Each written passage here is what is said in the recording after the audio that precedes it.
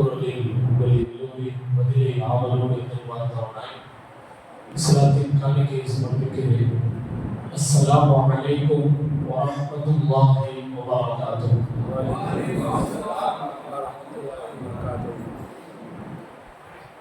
அல்ஹம்துலில்லாஹ் والصلاة والسلام على رسول الله وآله وصحبه جند الله ومن تبعهم بإحسان إلى يوم الله.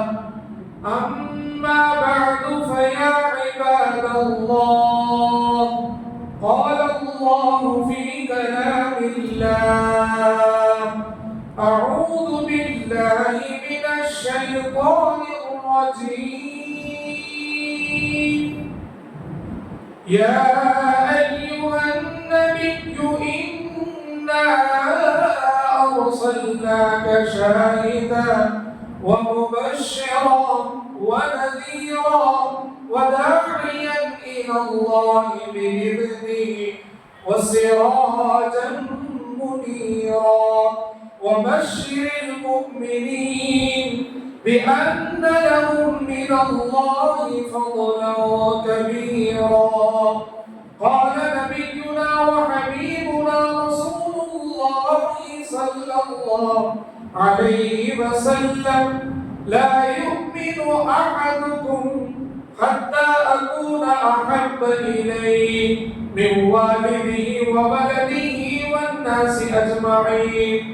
صبر تجري للعبد بعد موته: من علم علما أو كرى نهرا أو حفر بئرا أو نخل فصلا أو بنى مسجدا أو ورث مصحفا.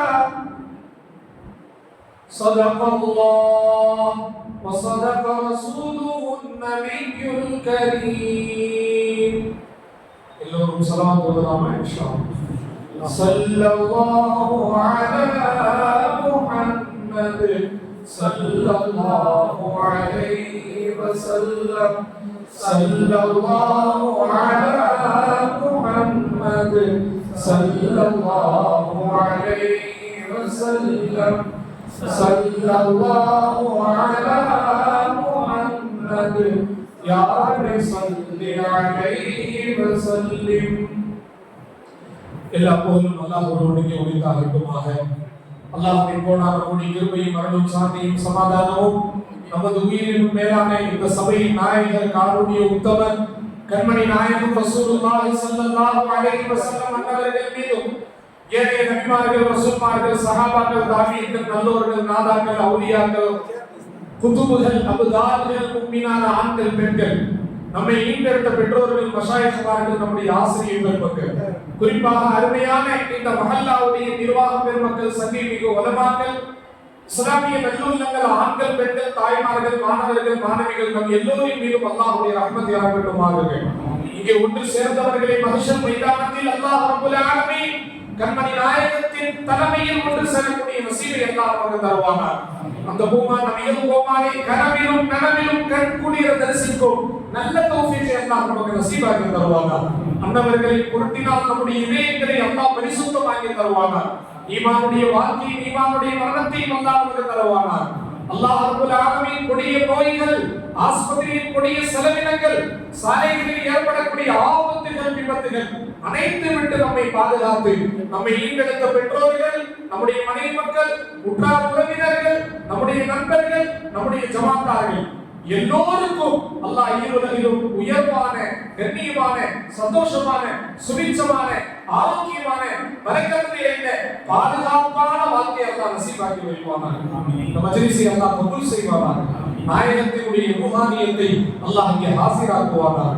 வலிமார்களுடைய ஃபைஸ் பரக்கத்தை அல்லாஹ் இங்கே கலந்து கொண்ட அத்துணை மக்களுக்கும் அல்லாஹ் நசீபாக்கி தருவானாக. கலந்து கொண்டு பேசக்கூடியவர்கள், கேட்கக்கூடியவர்களுக்கு அல்லாஹ் ஈருலகிலும் சிறந்த வாழ்க்கையை அல்லாஹ் நசீபாக்கி தருவானாக. கண்ணியத்திற்கும் மிகுந்த மரியாதைக்கும் உரிய அல்லாஹ்வின் நல்லடியார்களே, மஜ்லிஸ் பிரகாசமாகி கொண்டிருக்கிறது, மஸ்ஜித் பிரகாசமாகி கொண்டிருக்கிறது. இது என்ன பிரகாசம்? இது என்ன நூர்? இரண்டு நூறு இங்கே அல்லாஹ் கொண்டு வந்திருக்கிறார். இங்கே மின்சார ஒளியின் மூலமாக இங்கே நாம் பிரகாசிக்கல. ஒன்று நூரே இலாஹி, இரண்டாவது நூரே முஹம்மதியா. அல்லாஹ் இந்த மஜ்லிஸை கபூல் செய்வானா. ஒன்று இருக்கிறது அல்லாஹ் நூறு ஸமாவாத்தி வல் அர்த். அல்லாஹ் அந்த ஏழு வானங்களுடைய நூர், ஏழு பூமிகளுடைய நூர். ஏழு வானங்களுக்கு அல்லாஹ் நூர் என்றார், ஏழு பூமிக்கு அல்லாஹ் நூர் என்றார். இந்த மஸ்ஜிதுக்கும் அல்லாஹ் நூர், நம்முடைய இதயத்திற்கு அல்லாஹ் ஒரு நூர், நம்முடைய கண்களில் அல்லாஹ் ஒரு நூர், நம்முடைய பயானில் அல்லாஹ்வுடைய நூர், நம்முடைய செவியில் அல்லாஹ்வுடைய நூர், நம்முடைய மஜ்லிஸில் அல்லாஹ்வுடைய நூர். எங்கே அல்லாஹ்வுடைய நூர் இருக்குமோ, எங்கே நூரே இலாஹி இருக்குமோ, அங்கே நூரே முஹம்மதியா இருக்கும் இன்ஷாஅல்லாஹ். கண்ணியத்திற்குரிய அல்லாஹ்வின் நல்லடியார்களே, அருமை நாயகம் ரசூலுல்லாஹி ஸல்லல்லாஹு அலைஹி வஸல்லம் அன்னவர்களை பற்றி பேசவும் கேட்கவும் பென்ஷனை மஹல்லா அல்ல, இந்த நேரத்திலே உலகம் முழுக்க மூமின்கள் ஒன்று கூடி கொண்டிருக்கிறார்கள். பிரம்மாண்டமாக கோடிக்கணக்காக செலவு செய்கிறார்கள். ரசூலுடைய பேரினால் உம்மத்திற்கு தான தர்மங்களும், ரசூலுடைய பேரினால் உம்மத்தினுடைய மியாதினுடைய மஜ்லிஸ்களும், ரசூலுடைய பேரில் உம்மத்தின் எல்லா விதமான தேவைகளை பூர்த்தி செய்யக்கூடிய நல்ல இடத்திலே இஸ்லாமியர்கள் உலகெங்கும், தமிழகம் மாத்திரமல்ல, தேசம் மட்டுமல்ல, உலகளாவிய அளவில் அல்லாஹு அக்பர் இஸ்லாமியர்கள் ரசூலுல்லாஹின் மீது கொண்ட முஹப்பத்தை வெளிப்படுத்திக் கொண்டிருக்கக்கூடிய இந்த நேரம் நூரே முஹம்மதியா உலகம் முழுக்க பிரகாசித்துக் கொண்டிருக்கிறது. நூரே முஹம்மதியாவுடைய பரக்கத்தால் நம்முடைய ஈமான் இந்த நேரத்தில் பிரகாசமாக இருக்கிறது. நம்முடைய அமல் இந்த நேரத்தில் பிரகாசமாக இருக்கிறது. நம்முடைய அனைத்து செயல்களிலும் அல்லாஹ்வுடைய உதவியை நாம் பார்க்கலாம், அல்லாஹ்வுடைய பரக்கத்தை நாம் பார்க்கலாம் அனைத்து தருணங்களிலும். ஆனால் ஷரத் இருக்கிறது, நிபந்தனை இருக்கிறது. இந்த நேரத்திலே ஒன்று கூடிய இஸ்லாமியர்கள் எந்த நூறோடு நீங்கள் இங்கே கூடி இருக்கிறீர்களோ, எந்த உற்சாகத்தோடு நீங்கள் இருக்கிறீர்களோ, 24 மணி நேரமும் அல்லாஹ்வுடைய சிந்தனையும் ரசூலுல்லாஹ்வுடைய சுன்னத்தும் நம்முடைய அகத்திலும் புறத்திலும் அல்லாஹ் இருக்க செய்வார். வெறும் இந்த மக்ரிபுக்கு பிறகு மட்டுமல்ல, நம்முடைய நடையில் ரசூலுல்லாஹ்வுடைய ஸலவாத், நம்முடைய பார்வையில் ரசூலுல்லாஹ்வுடைய எண்ணம், நம்முடைய வியாபாரத்தில் ரசூலுல்லாஹ்வுடைய ஸலவாத், அனைத்திலும் இருக்க வேண்டும் ரசூலுல்லாஹ். அனைத்திலும் அல்லாஹ்வுடைய சிந்தனை. அல்லாஹ் குர்ஆனில் தெளிவாக சொல்லிவிட்டார். நான் எனது தலைப்பிற்குள் போவதற்கு முன்னால் ரசூலுல்லாஹ்வை பற்றிய ஒரு மாண்பு, ஒரு கண்ணியம் இந்த சபையில் எல்லோருக்குமாக ஆக்க நான் விரும்புகிறேன். அல்லாஹ் குர்ஆனிலே தெளிவாக பேசிவிட்டார். வரஃபஅனா லக திக்ரக், வரஃபஅனா லக திக்ரக். சொல்லுங்க எல்லாரும், வரஃபஅனா. அல்லாஹ் தெளிவாக பேசிவிட்டார். ரசூலுல்லாஹ்வுடைய ஒட்டுமொத்த கண்ணியத்தை, உயர்வை அல்லாஹ் ஒரே வசனத்திலே அல்லாஹ் பதித்து விடுகிறார். வரஃபஅனா லக திக்ரக். நாயகமே, உங்களுடைய சிந்தனையை, உங்களுடைய சிந்தனை நாம் உயர்த்தி கொண்டே இருப்போம். மேராஜுடைய இரவு அப்துல் ரப்பும் ஒரே இடத்திலே, அல்லாஹ்வும் அல்லாஹ்வுடைய அடியார் முஹம்மது ரசூலுல்லாஹ் 7 வானங்களை தாண்டி, சிதறத்துல் முன்தஹாவை தாண்டி, லௌஹை தாண்டி, கலமை தாண்டி, எல்லாவற்றையும் தாண்டி ரசூலுல்லாஹ் அல்லாஹ்வை நெருங்குகிறார்கள். ஃபகாப கௌஸைனி அவ் அத்னா ஃபஅவ்ஹா இலா அப்திஹி மா அவ்ஹா. அல்லாஹ் சொல்லுகிறான், அல்லாஹ்வும் அல்லாஹ்வுடைய அப்தும் ஹபீபும் மஹ்பூபும் ஆஷிகும் மஅஷூகும் எந்த அளவுக்கு நெருக்கமாகி விட்டார்கள். ஒரு வில்லுடைய 2 ஓரம், ஒரு வில்லுடைய 2 ஓரம். இந்த ஓரத்தில் அல்லாஹ், இந்த ஓரத்தில் அல்லாஹ்வுடைய ஹபீப் ஸல்லல்லாஹு. இந்த இடத்தில் மஹ்பூப், இந்த இடத்தில் ஹபீப், இந்த இடத்தில் ரப், இந்த இடத்தில் அப்து, இந்த இடத்தில் ரப், இந்த இடத்தில் அல்லாஹ்வுடைய முஹம்மது ரசூலுல்லாஹ் ஸல்லல்லாஹு அலைஹி வஸல்லம். கண்ணியத்திற்குரிய அல்லாஹ்வின் நல்லடியார்களே, ரசூலுல்லாஹ் பேசுகிறார்கள். ரசூலுல்லாஹ் பேசுகிறார், யா ரப்பி இத்தஹல்த இப்ராஹீம கலீலா. நான் ஆரம்பத்தில் சொன்ன வசனத்தை எல்லோரும் மனதில் வைத்ததோடு இந்த வரலாறை பாருங்கள். வரஃபஅனா லக திக்ரா.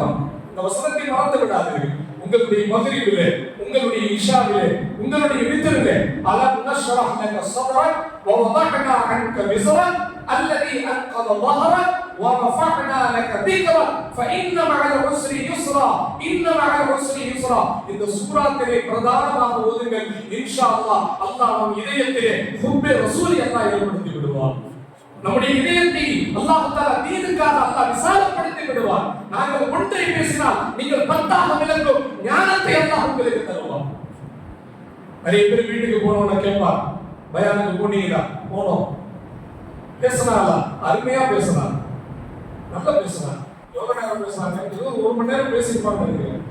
எப்படி பேசினாங்க? சூப்பரா பேசினாங்க. ஒரு 10 நிமிஷம் அவங்க பேசுறது அப்படியே சொல்லுங்க. அதெல்லாம் என்ன கேட்கக்கூடாது. யூடியூப்ல பாத்துங்க, ஃபேஸ்புக்ல பாத்துங்க. யூடியூபும் ஃபேஸ்புக்கும் ரசூலுல்லாஹ் அப்படி உம்மத்து கிடையாது. யூடியூபும் ஃபேஸ்புக்கும் மனிதன் கிடையாது, அதற்கு ரூஹ் கிடையாது. அது சில நாட்களுக்கு முன்பு வந்தது, சில நாட்களோடு அதுவும் போய்விடும். ஆனால் நீங்கள் இருப்பீர்கள். உம்மத்தே முஹம்மதியா கியாமத் நாள் வரை இருக்கும் இன்ஷா அல்லாஹ். எனவே யூடியூபையும் ஃபேஸ்புக்கையும் நம்பி இருக்கக்கூடிய உம்மத்தே முஹம்மதியா இல்ல, நம்முடைய இதயத்தை நம்பி இருக்க வேண்டும். அல்லாஹ் பேசியதையும் கேட்பதையும் நம்முடைய சிந்தனைகள் எல்லாம் இருக்க செய்வானாக.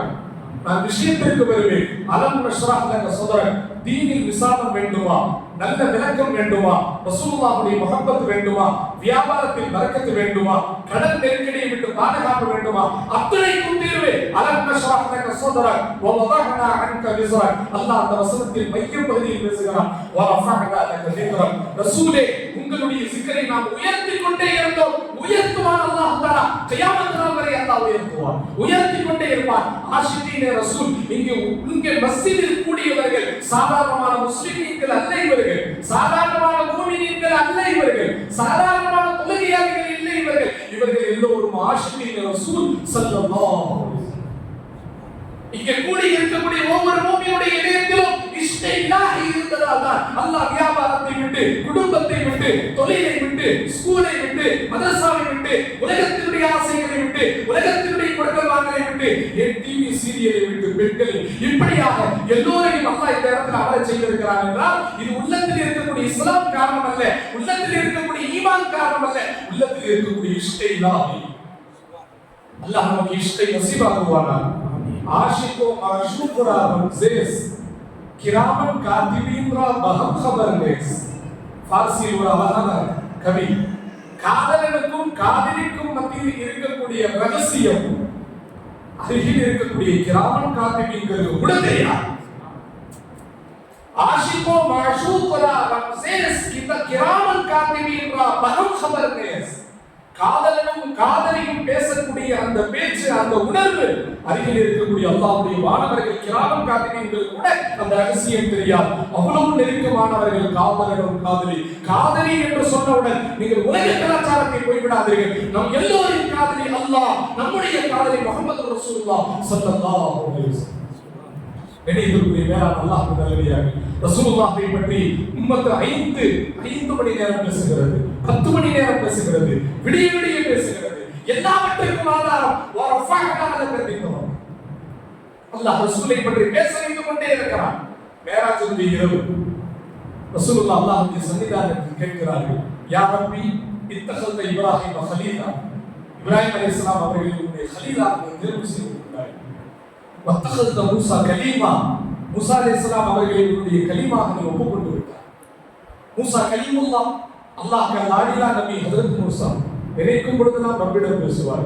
எந்திரிச்ச உடனே செல்போன்ல பட்டனை தட்டி உடனே நாம பேசுற மாதிரி எழுந்தவுடன் அல்லாஹ்விடம் பேசுவார்கள். தூங்குவதற்கு முன்பு அல்லாஹ்விடம் பேசுவார்கள். நினைத்தால் அல்லாஹ்விடம் பேசுவார்கள்.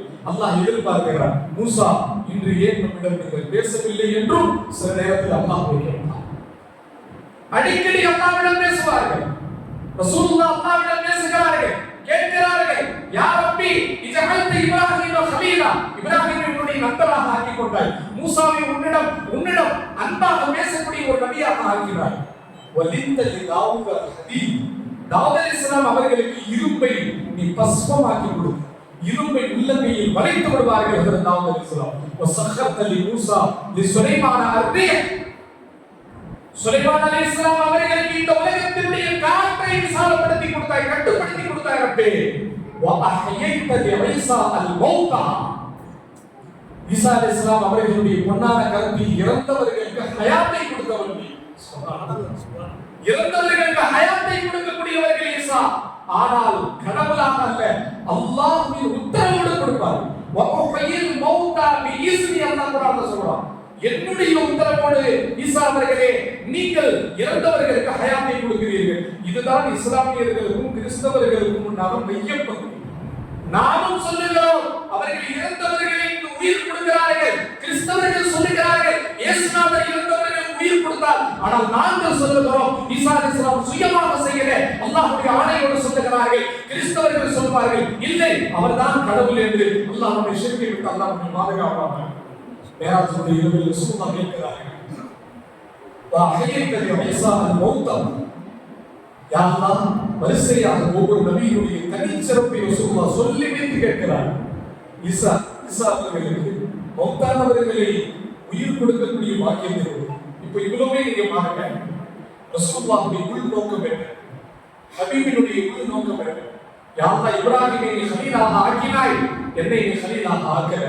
மூசாவை நீ கலீமாக ஆக்கினாய், என்னை நீ உன்னுடைய கலீமுல்லாவாக ஆக்கல. தாவூதிற்கு இரும்பை உன்னுடைய அவர்களுடைய உள்ளங்கையில் மடக்கக்கூடிய வல்லமை கொடுத்தாய், எனக்கு அந்த மோஜிசாவை நீ கொடுக்கல. சுலைமானுக்கு காற்றை வசப்படுத்தினாய், எனக்கு நீ வசப்படுத்தி கொடுக்கல. ஈசாவுக்கு மௌத்தாக்களை எழுப்பக்கூடிய மோஜிசாவை கொடுத்தாய், எனக்கு நீ என்ன கொடுத்தாய்? இவ்வளவுக்கும் நீ கொடுத்தாய்.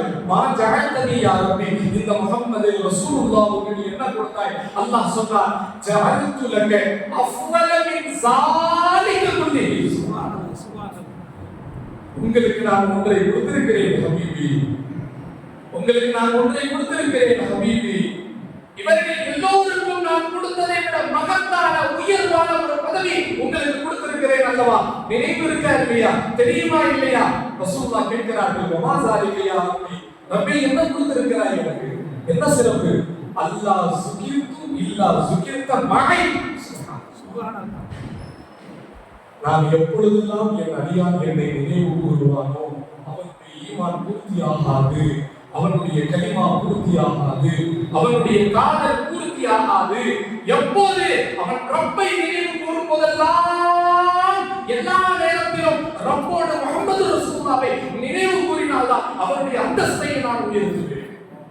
ஆதி தொட்டு கியாமத் வரை அல்லாஹ்வோடு அல்லாஹ்வுடைய நூரை முஹம்மதியாவை அல்லாஹ் படைத்து வைத்தார். அபூ ஹுரைரா ரலியல்லாஹு அன்ஹு கேட்கிறார், மதா வஜதத் லக நுபுவத் யா ரசூலுல்லாஹ், அல்லாஹ் உங்களுக்கு நுபுவத்தை எப்போது கொடுத்தார்?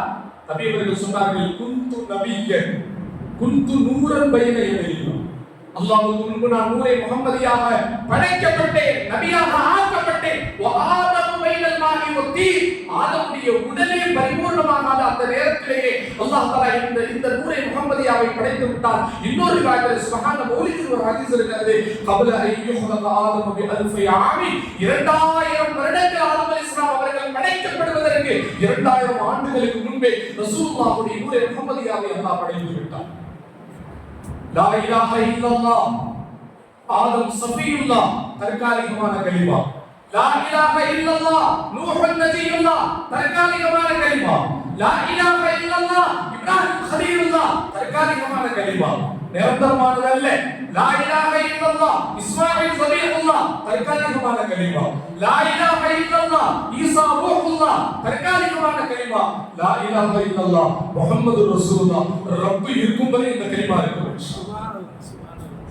தெளிவாக புரிந்து கொள்ளுங்கள், ரப் இருக்கும் வரை இந்த கலிமா இருக்கும். நீங்களும் நானும் இருக்கும் வரை நான் சொல்ல, ரப்புக்கு எப்போ மௌத் வரும்? ஹுவல் அவ்வல் வல் ஆஹிர் வல் ஆஹிர் வல் பாத்தின். அவனுக்கு ஆரம்பமும் இல்லை முடிவும் இல்லை, என்றும் இருந்தான், என்றும் இருக்கிறான், என்றும் இருப்பான். லா இலாஹ இல்லல்லாஹ் முஹம்மதுர் ரசூலுல்லாஹ் என்றும் இருந்தது, என்றும் இருக்கும், என்றும் இனிமே வரும் இன்ஷாஅல்லாஹ். கண்ணியத்திற்குரிய அல்லாஹ்வின் நல்லடியார்களே, நீங்கள் உலகத்திலே பிரகாசிக்க விரும்புகிறீர்களா? இந்த உலகத்தில் நாம் கமாने के लिए आया या काम बनाने के लिए आया? இந்த உலகத்தில் நம்முடைய பேர் இருக்க வேண்டும் என்றால் நாமும் அந்த முஹம்மது ரசூலுல்லாஹோடு நம்மை ஒட்டச் செய்ய வேண்டும். எனவே நான் மேராஜுடைய இரவில் அல்லாஹ் என்ன கூறினார்?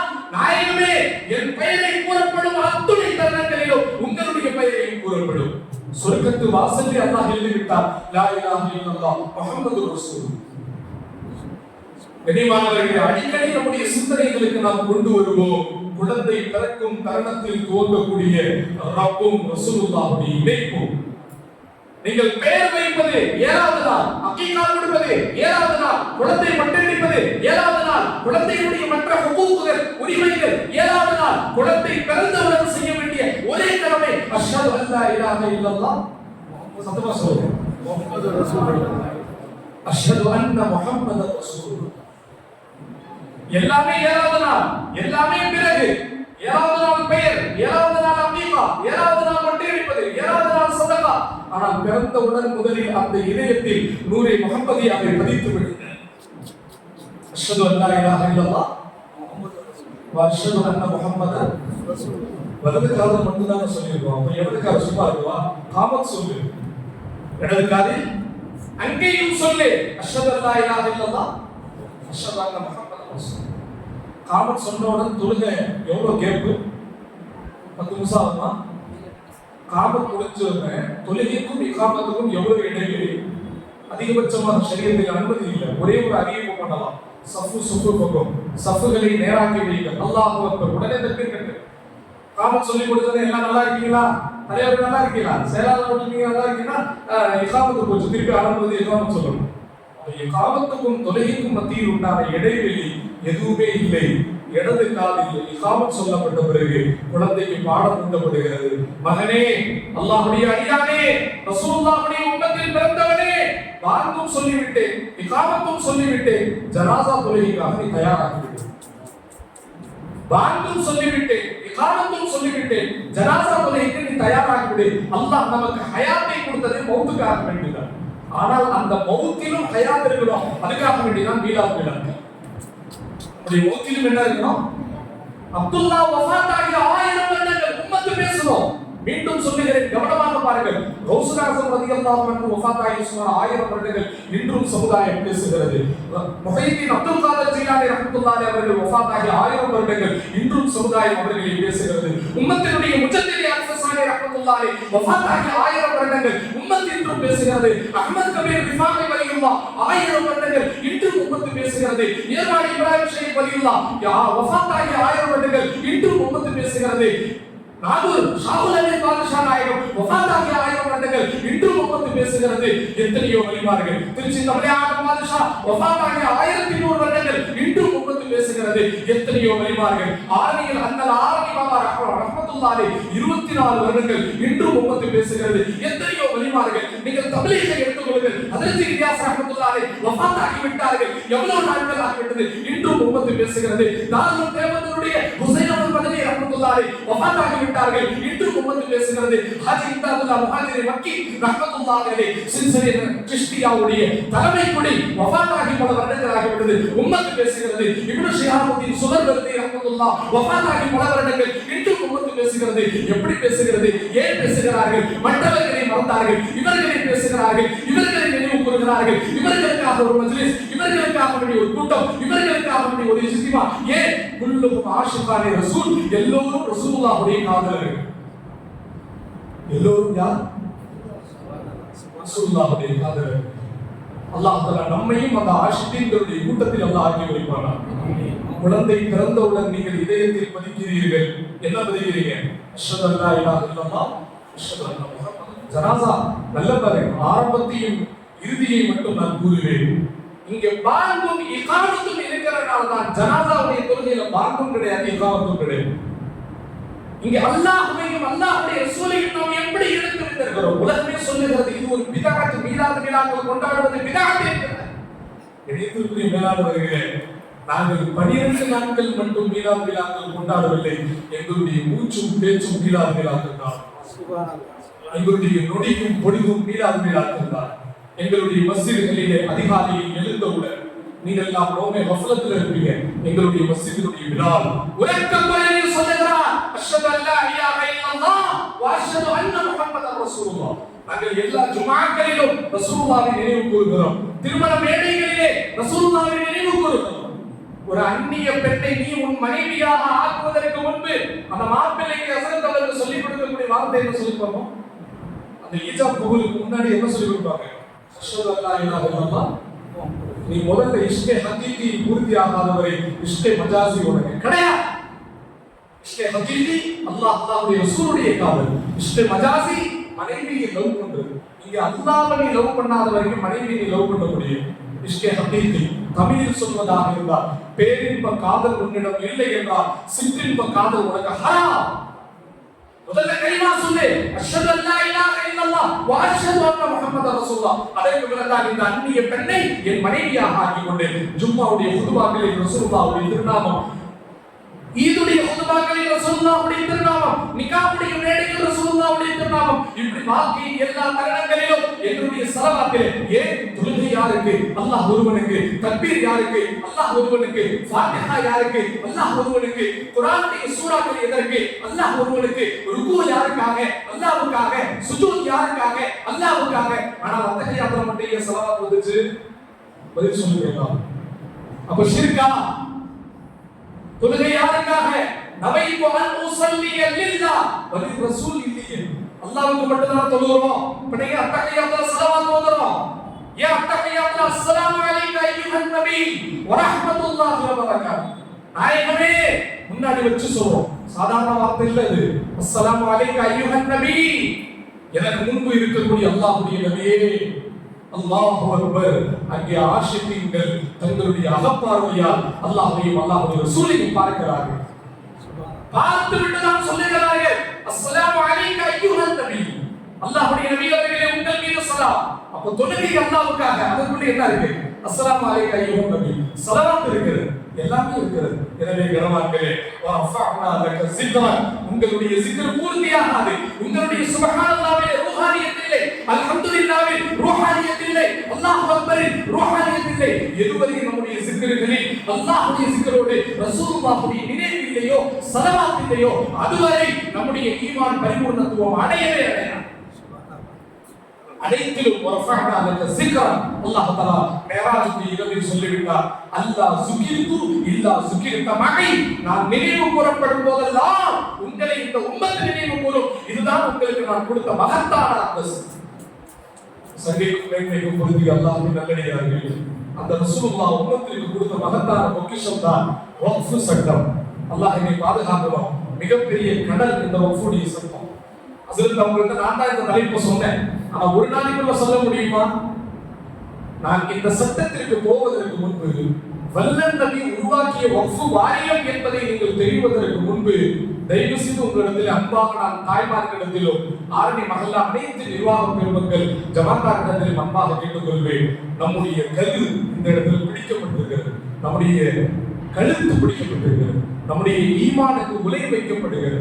நம்முடைய தேசத்தின் ஈமானுக்கு, தேசத்தின் இஸ்லாமிற்கு பயங்கரமான ஒரு ஆபத்தான சூழ்நிலை. ஆனால் மாற்றுவதற்கு ஒரு வாய்ப்பு இருக்கிறது. ஒரு மாற்றத்தை நீங்கள் கொண்டு வரலாம். ஆனால் உங்களுக்கான கால அவகாசம் வெறும் 3 நாட்கள் மட்டுமே. வெறும் 3 நாட்கள் மட்டுமே. வக்ஃப் அமெண்ட்மென்ட் பில் வரப்போகிறது. அதனால தான் அசந்த நான் சொன்ன தேசிய வக்ஃபுடைய சட்டத்தை கொடுங்க, அந்த தலைப்பை கொடுங்க, இந்த தேதியில கொடுங்க. கரெக்டா நான் வருவோம். 3 நாள் டைம் இருக்கும். இன்ஷா அல்லாஹ் எல்லாத்துக்கும் சொல்லிடுவோம். இன்னைக்கு நைட்டுக்குள்ள எல்லாமே தன்னுடைய கருத்தை பதிவு பண்ணிடுவாங்க. யார் யாரெல்லாம் பதிவு பண்ணலாம் இன்ஷா அல்லாஹ் கை தூக்குங்க. இன்ஷா அல்லாஹ் கபூல் செய்வாரா? இயன்றவரை முயற்சி செய்வோம், இயன்றவரை போராடுவோம். ஒன்னு ரப்புடைய சன்னிதானத்தில் போராடுவோம், இரண்டாவது அரசாங்கத்திடம் போராடுவோம். இன்ஷா அல்லாஹ் இரண்டையும் செய்து பாருங்கள். இது போன்ற ஸ்டேட்கள் எல்லா நிர்வாகத்திலும் எல்லா பள்ளிவாசலையும் கொண்டு வரப்பட்டிருக்கு. காலையில நான் மக்கா பள்ளியிலிருந்து புறப்படும் பொழுது அங்கு ஒரு வீடியோ போட்டு தான் வந்தேன். ஏனென்றால் நிகழ்கால உலகம் நமக்கு இணையதளம் மூலமாக தான் சில முக்கியமான தகவல் கொடுக்க வேண்டிய கட்டாயம். எனவே காலையில அங்கே சொன்னோம் 3 நாள் தான் இருக்கு. இன்னைக்கு தேதி 11, 12, 13, 14 இந்த 3 நாட்களுக்குள் இந்த வக்ஃப் என்ற மிக அபாயகரமான சட்டத்தை விட்டு, இந்த மோசமான சட்டங்கள், இஸ்லாமியர்களை சொத்துக்களை முழுமையாக அபகரிக்கக்கூடிய ஒரு மோசமான இந்த சூழ்நிலை நம்முடைய வாக்குரிமை கொடுக்கப்பட்டிருக்கிறது. நம்முடைய கருத்துக்கு அவர்கள் எதிர்பார்க்கிறார்கள். எனவே சீக்கிரமாக இன்றைய பயானை நிறைவு செய்யக்கூடிய ஆண்கள், பெண்கள், தாய்மார்கள் சீக்கிரமாக இந்த ஸ்கேன்களை பயன்படுத்தி ஒன்றிய அரசாங்கத்திற்கு எதிராக இஸ்லாமிய ஜனநாயக கடமை, இஸ்லாமிய முன்னோர்களுடைய வக்ஃப் சொத்துக்களை பாதுகாக்கக்கூடிய கட்டாயம் நமக்கு இருக்கு. இன்ஷா அல்லாஹ் பாதுகாக்கலாமா? இன்ஷா அல்லாஹ். அதே நேரத்தில் துஆவை விட்டு விடாது.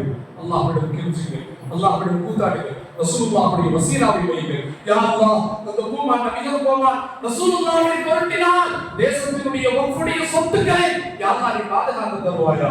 என்ன வக்ஃப்? வல்லன் நபி உருவாக்கிய வக்ஃப் வாரியம் என்ன? வக்ஃப் என்றால் என்ன? வக்ஃப் என்பதற்கு சில முக்கியமான தகவல்களோடு இன்ஷாஅல்லாஹ் நிறைவு செய்வோம். வக்ஃப் என்றால் தடுத்து வைத்தல். வக்ஃப் என்றால் என்ன? தடுத்து வைக்கிறது. என்ன தடுக்குதல்? வக்ஃப் சொத்துக்களை யாருக்கும் தானமாக தரக்கூடாது, யாருக்கும் விற்பனை செய்யக்கூடாது, யாருக்கும் அன்பளிப்பு தரக்கூடாது, வாரிசுரிமை கொண்டாடக்கூடாது. வக்ஃபுடைய சொத்து யாருக்கும் நீங்கள் தானமாக தரக்கூடாது, யாருக்கும் நீங்கள் விற்பனை செய்யக்கூடாது, யாருக்கும் நீங்கள் அன்பளிப்பாக தரக்கூடாது. உங்களுடைய வாரிசுதாரர்கள், உங்களுடைய பிள்ளைகள் அதில் உரிமை கொண்டாடுவது இஸ்லாத்தில் ஹராம். இதுதான் வக்ஃபுடைய சொத்து. மஸ்ஜிதுகள் வக்ஃப் செய்யாத வரை இந்த மஸ்ஜிதில் பொது அமல் பாக்கி எதுவுமே கூடாது. ஹாதா வக்ஃபுல் லில்லாஹி தஆலா. இந்த பென்ஷன் பள்ளிவாசல் நம்முடைய முன்னோர்களா, மூதாதையர்களா, அல்லாஹ்வுடைய நல்லடியார்கள் உம்மத்திற்காக வேண்டி வக்ஃப் செய்யப்பட்ட மகத்தான சொத்து. இந்த பள்ளிவாசல் யாருக்கும் தானமாக தருவதற்கு அனுமதி இல்லை, விற்பனை செய்வதற்கு அனுமதி இல்லை, அன்பளிப்பாக கொடுப்பதற்கு அனுமதி இல்லை. யாருடைய வாரிசுதாரர்களும் இதில் உரிமை கொண்டாடுவதற்கு அனுமதி இல்லை. அந்த நேரத்தில் கூடும் நல்லடியார்கள், பொறுப்பாளர்கள், நிர்வாகிகள் ஆலோசனை செய்வார்கள். இதற்கு பிறகு இந்த வக்ஃபுடைய சொத்துக்களை பாதுகாக்க தகுதி உள்ளவர் யார்? ஈமானுடைய, பள்ளிவாசலுடைய தொடர்புடைய, பள்ளிவாசலுடைய அக்கறை கொண்ட, எல்லா விதத்திலும் நேர்மையான, சமுதாயத்தின் நல்ல பெயர் பெற்ற, எல்லோரிடத்திலும் அன்பாக பழகக்கூடிய ஜனநாயக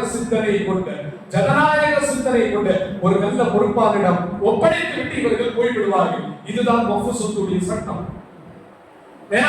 நல்லடியார்களே, மஸ்ஜிதுடைய பொறுப்பாளர்களுக்கு நீண்ட நெடிய காலமாக ஒரு பட்டப்பெயர் இருக்கு, முத்தவல்லி சாப்னு சொல்லுவாங்க. சமுதாயத்தில் இருக்கக்கூடிய மிக கண்ணியமான பேர். ஒரு முத்தவல்லி இருக்கிறாங்கன்னா எதற்கு முத்தவல்லி?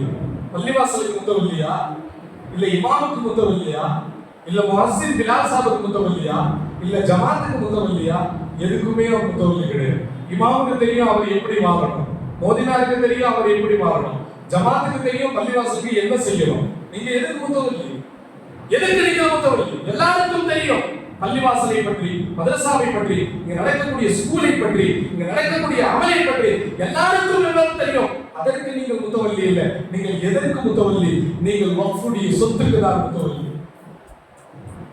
இந்த இருக்கக்கூடிய வக்ஃபுடைய இந்த சரௌண்டிங்கை முழுமையாக பாதுகாக்கக்கூடியவர்களுக்கு தான் இந்திய அரசாங்கத்தில் ஆரம்பத்தில் சுமார் 100 ஆண்டுகளுக்கு முன்பு வக்ஃபுடைய பொறுப்பாளர்களுக்கு கொடுக்கப்பட்ட கண்ணியமான பட்டப்பெயர் முத்தவல்லியுல் வக்ஃப். நீங்கள் தான் வக்ஃபுடைய முத்தவல்லி. முத்தவல்லியினுடைய மகத்தான கடமை என்ன தெரியுமா? பள்ளிவாசலுக்கு ஃபேன் போடுறதுல அவங்க கடமை இல்லை. அதுக்கு நிறைய பணக்காரங்க இருக்கிறாங்க. அவங்க ஃபேன் போடுவாங்க, ஏசி போடுவாங்க, மின்சாரம் தருவாங்க. சில பள்ளிவாசலுக்கு ஜமாத்தே சம்பளம் கொடுக்குது. முத்தவல்லியினுடைய பொறுப்பு வக்ஃபினுடைய காம்பவுண்டை நீங்கள் பாதுகாக்கணும், வக்ஃபுடைய ஹத்தை நீங்கள் பாதுகாக்கணும், வக்ஃபுடைய சொத்தினுடைய பேப்பரை நீங்கள் பாதுகாக்கணும்.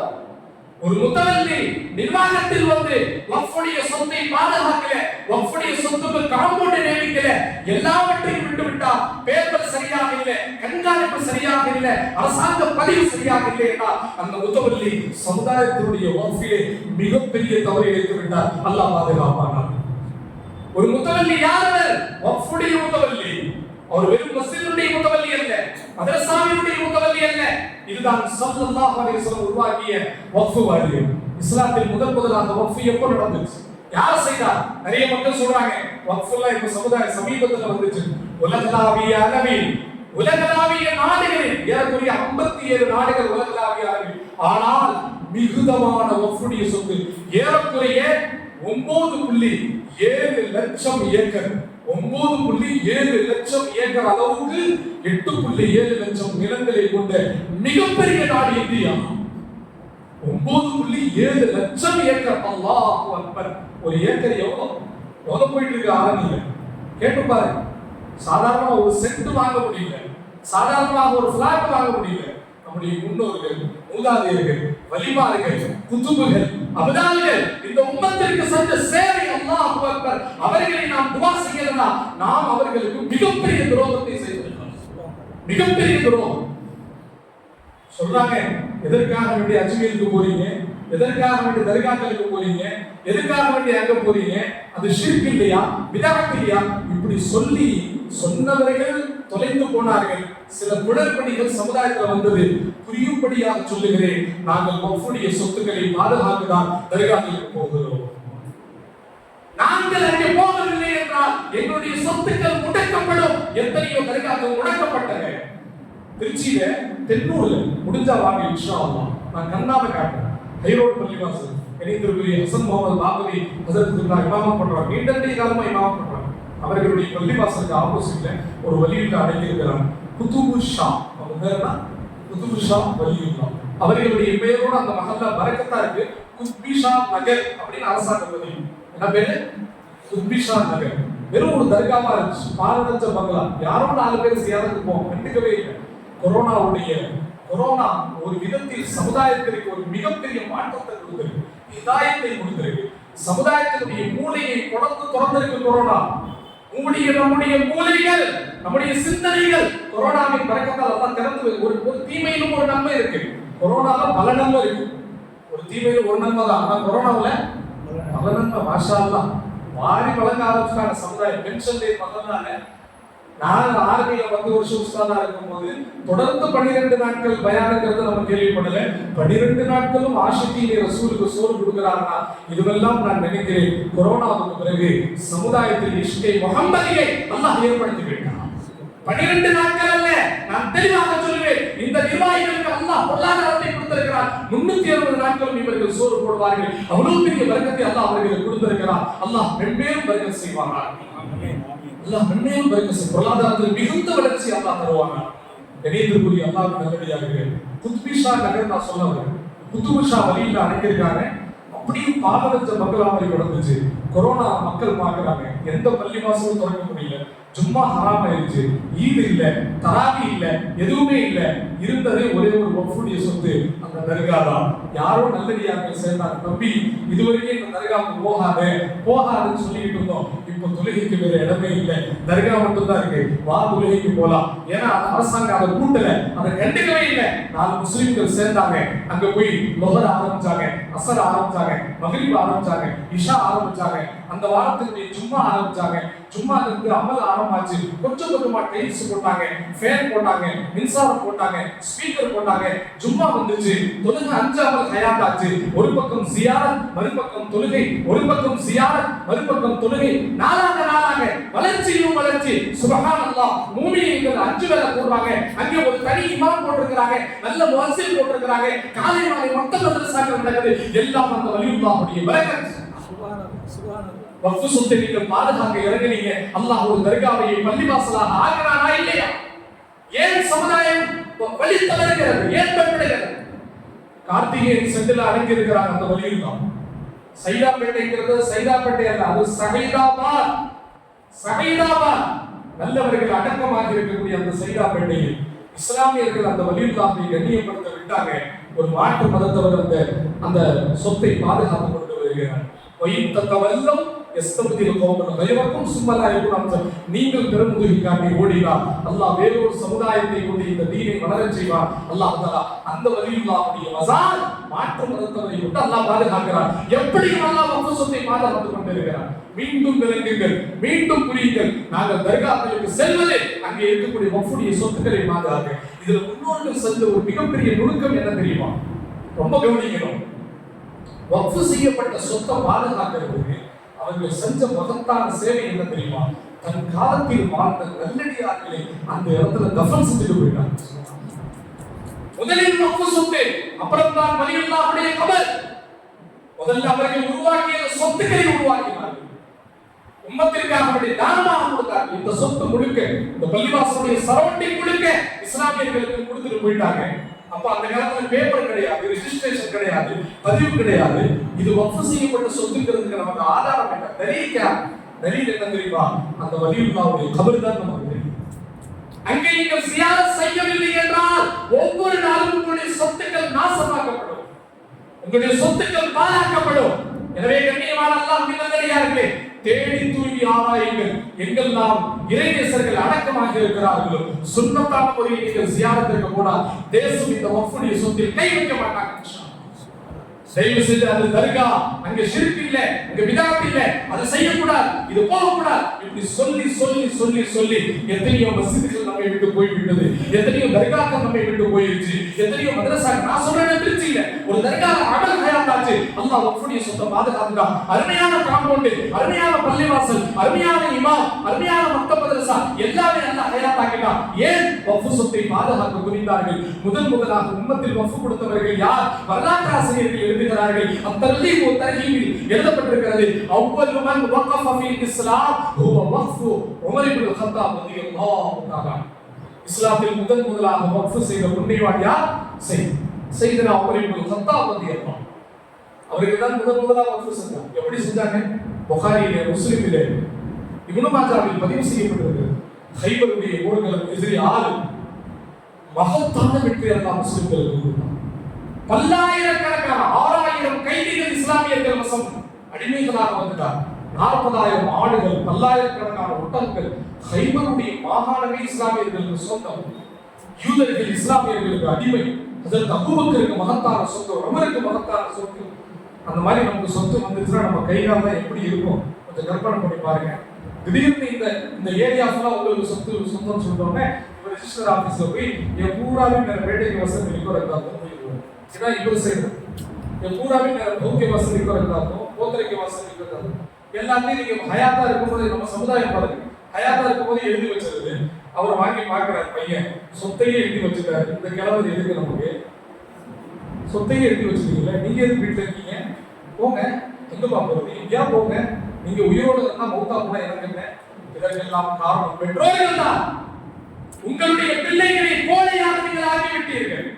வக்ஃப் நீங்கள் உம்மத்திற்கு தர வேண்டும். உங்களுடைய பிள்ளைகளுக்கு கொடுப்பதற்கு உங்களுக்கு என்ன உண்டாக்குது? சமுதாய பிள்ளைகளுக்கு எழுதி வச்சிருக்காங்க சொத்து. மருமகளுக்கு ஒரு சொத்து, மகனுக்கு ஒரு சொத்து, பேரனுக்கு ஒரு சொத்து, பேத்திக்கு ஒரு சொத்து, எல்லாத்தையும் எழுதி கொடுத்துட்டு எல்லாரும் சேர்ந்து ஒரு மீட்டிங் நடந்தா. என்ன மீட்டிங்? குட்டே கபர பாகம் பகானா மீட்டிங். என்ன மீட்டிங்? குட்டேக்கு முதியோர் இல்லம் கப भेजेंगे. கோயம்புத்தூர்ல சூப்பர் முதியோர் இல்லம் தகப்பனாரு ஜனாசால சக்கராத்துல உயிர் மூச்சு ஆடிட்டு இருக்கு. கலிமா சொல்லி கொண்டு இருக்கிறார். செய்தி போது வெளிநாட்டுல இருந்து 3 பசங்க வந்துட்டாங்க. ஒருத்தர் மலேசியா, ஒருத்தர் ஜெர்மனி, ஒருத்தர் லண்டன் வந்துட்டாங்க. ஜனாசாவுக்கு எல்லாரும் தயாரா. பொதுவாகவே ஜனாசா சக்கராத்துல இருக்கும்போது ஹஜ்ரத்மார்கள் போகும்போது தேவசத்துக்கு துவா செய்யுங்க மட்டும் சொல்லிடுறாங்க. புரியுதா? எல்லாத்துக்கும் துவா செய்யுங்க மட்டும் சொல்லிடுறாங்க. அங்க எங்களுக்கு பெரிய பிரச்சனை. இவர் பாட்டுக்கு துவா செய்யுங்கன்னு சொல்லிடுறாங்க. அவங்க வைனல் ஹயாத்தி ஒரு மௌத்து, ஹயாத்துக்கும் மௌத்துக்கு மத்தியில போராடி. இந்த இடத்துல நம்ம என்ன துவா செய்யணும்? என்ன துவா செய்யணும்? எப்படி துவா செஞ்சாலும் பிரச்சனை தான் இருக்கு. அதனால அங்க போய் ஹஜ்ரத்கிட்ட போய் ஹஜ்ரத் துவா கருத்துலாம் சொல்ல வேண்டாம். அந்த இடத்துல என்ன துவா செய்யணும் அது செஞ்சுக்கிறோம். வெளியே வந்த பிறகு ஹஜ்ரத் நீங்க என்ன துவா செஞ்சீங்கன்னு கேட்டீங்கன்னா பிரச்சனை பெருசா போயிடும். பிரச்சனை என்ன ஆயிடும்? பெருசா. அதனால துவா செய்யணும் அந்த இடத்துல சொல்லாதீங்க. என்ன கேட்கணுமோ அந்த இடத்துல கேட்டுக்கிறோம். தகப்பனார் குசல் அடிக்கிறது 3 மகன்கள் வந்துட்டாங்க. சுத்தி நிற்கிறாங்க. அண்ணன் நடுவில் உள்ளவர், 3வது உள்ளவர். அண்ணன் சொல்றாரு எப்படியும் மதியானம் தலைவர் போயிடுவாரு இன்ஷா அல்லாஹ். ஆம்புலன்ஸ்ல தான் ஜனாசா. என்ன சொல்றாங்க? ஜனாசா வந்து ஆம்புலன்ஸ். அப்பதான் பிரம்மாண்டமா நம்ம அத்தா மௌத்தாருக்கு பிடிக்க தெரியும். ஆம்புலன்ஸ் நடுவில் என்ன சொல்றாரு? நீ வேற சும்மா இரு. தள்ளு வண்டி இருக்கு நம்ம மஹல்லா பள்ளிவாசல்ல. ஜனாசா தள்ளிட்டு போற தள்ளு வண்டி எல்லாம் இருக்கு. வேஸ்டா இருக்கு. பசங்களை கூட்டா அவங்களே தள்ளிட்டு போயிடும். ஆம்புலன்ஸ்க்கு வீண் செலவுகள் தான் வேணாம். 3வது தம்பி சொன்னார் நீங்க என்ன 2 பேரும் பைத்தியமா இருக்கீங்க? தூக்கிட்டு போறதான சுண்ணத்து. பைசாவை மிச்சப்படுத்துறதுக்கு தான் சுண்ணத்து வரும். பைசாவை மிச்சப்படுத்துறதுக்கு ஆம்புலன்ஸ் தான் செலவு, தள்ளு வண்டினா செலவு. பேசாம தூக்கிட்டு போயிடுவோம். இப்படி 3 பேரும் அவர் அங்க அல்லாஹ் தஆலா கலிமா லா இலாஹ இல்லல்லாஹ் முஹம்மது ரசூலுல்லாஹ் ஓதிட்டு இருக்காரு. இந்த 3 பேருடைய பிளான் என்ன? ஆம்புலன்ஸா தள்ளு வண்டியா தூக்கிட்டு போறதா? எல்லாத்தையும் கேட்டு பார்த்தாருந்தா நடப்பாங்க. இதுக்காக முன்னாடி வந்து வந்தீங்க சொன்னாருந்தா நீங்க ஒண்ணுமே பண்ண வேணாம்டா. பேசாம நான் நடந்தே போய் கபரஸ்தான்ல தூக்கிடுறேன். நடந்தே போய் கபரஸ்தான்ல நானே தூக்கிடுறேன். நீங்க ஒண்ணுமே செய்ய வேண்டாம். இதுக்காக வேண்டியப்பா வந்தீங்க? என்னுடைய ஜனாசாவுக்கு தான் வந்திருக்கு. அத்தாவுக்கு ஹயாத்த கூடியாங்களா, நீடித்த ஆயுத கூடியாங்களா துவா செய்யாம என் ஜனாசாவை தூக்கிட்டு போறதுக்கு நானே நடந்து போய் தூக்கிடுறேன். இதுதான் இன்றைய உலகம். கணவன்களே, பெற்றோர்களே, தாய்மார்களே, கணவன்மார்களே, தயவு செய்து உங்களுடைய சொத்து உங்களுடைய பிடிவாதத்தில் இருக்க செய்யுங்கள். குடுங்கள், நீங்கள் மனைவிக்கு கொடுங்கள் அல்ஹம்துலில்லாஹ், பிள்ளைகளுக்கு கொடுங்கள் அல்ஹம்துலில்லாஹ், பேரனுக்கு கொடுங்கள் அல்ஹம்துலில்லாஹ். ஆனால் உங்களிடமும் சில பிடிவாதங்கள் இருக்க வேண்டும். அதுதான் இஸ்லாம் காட்டிய மிகப்பெரிய ஒரு சுன்னத். வக்ஃப் செய்யுங்கள். அந்த வக்ஃப்ல மனைவி சொந்தம் கொண்டாடக்கூடாது, பிள்ளைகள் சொந்தம் கொண்டாடக்கூடாது, பேரன்மார்கள் சொந்தம் கொண்டாடக்கூடாது, உறவுகள் சொந்தம் கொண்டாடக்கூடாது. கண்ணியமானவர்களே, இதுதான் வக்ஃபுடைய பாரம்பரியம். ஹஜ்ரத் உமர் ரலியல்லாஹு இஸ்லாத்தில் முதலாக வக்ஃப் செய்தவர்கள் யார்? முதலாக வக்ஃப் செய்தவர் யாரா? ஹஜ்ரத் உமர். கைபருடைய போர்க்களம் மகத்தான பிரம்மாண்டமான சொத்து இஸ்லாமியர்கள் வருது. ஹஜ்ரத் உமர் ரலியல்லாஹு அன்ஹு அவர்களுக்கு ஹைபருடைய மிகப்பெரிய விவசாய நிலம் தோட்டம் ஹஜ்ரத் உமருடைய கட்டுப்பாட்டில் வருது. அந்த நேரத்தில் அவர்கள் தன்னுடைய மனதை கட்டுப்படுத்துறாங்க. எப்படி கட்டுப்படுத்துறாங்க? அதுதான் நாம் தொடராக பார்ப்போம். எல்லாரும் மார்க்கு ஜவாப் சொல்லுங்க.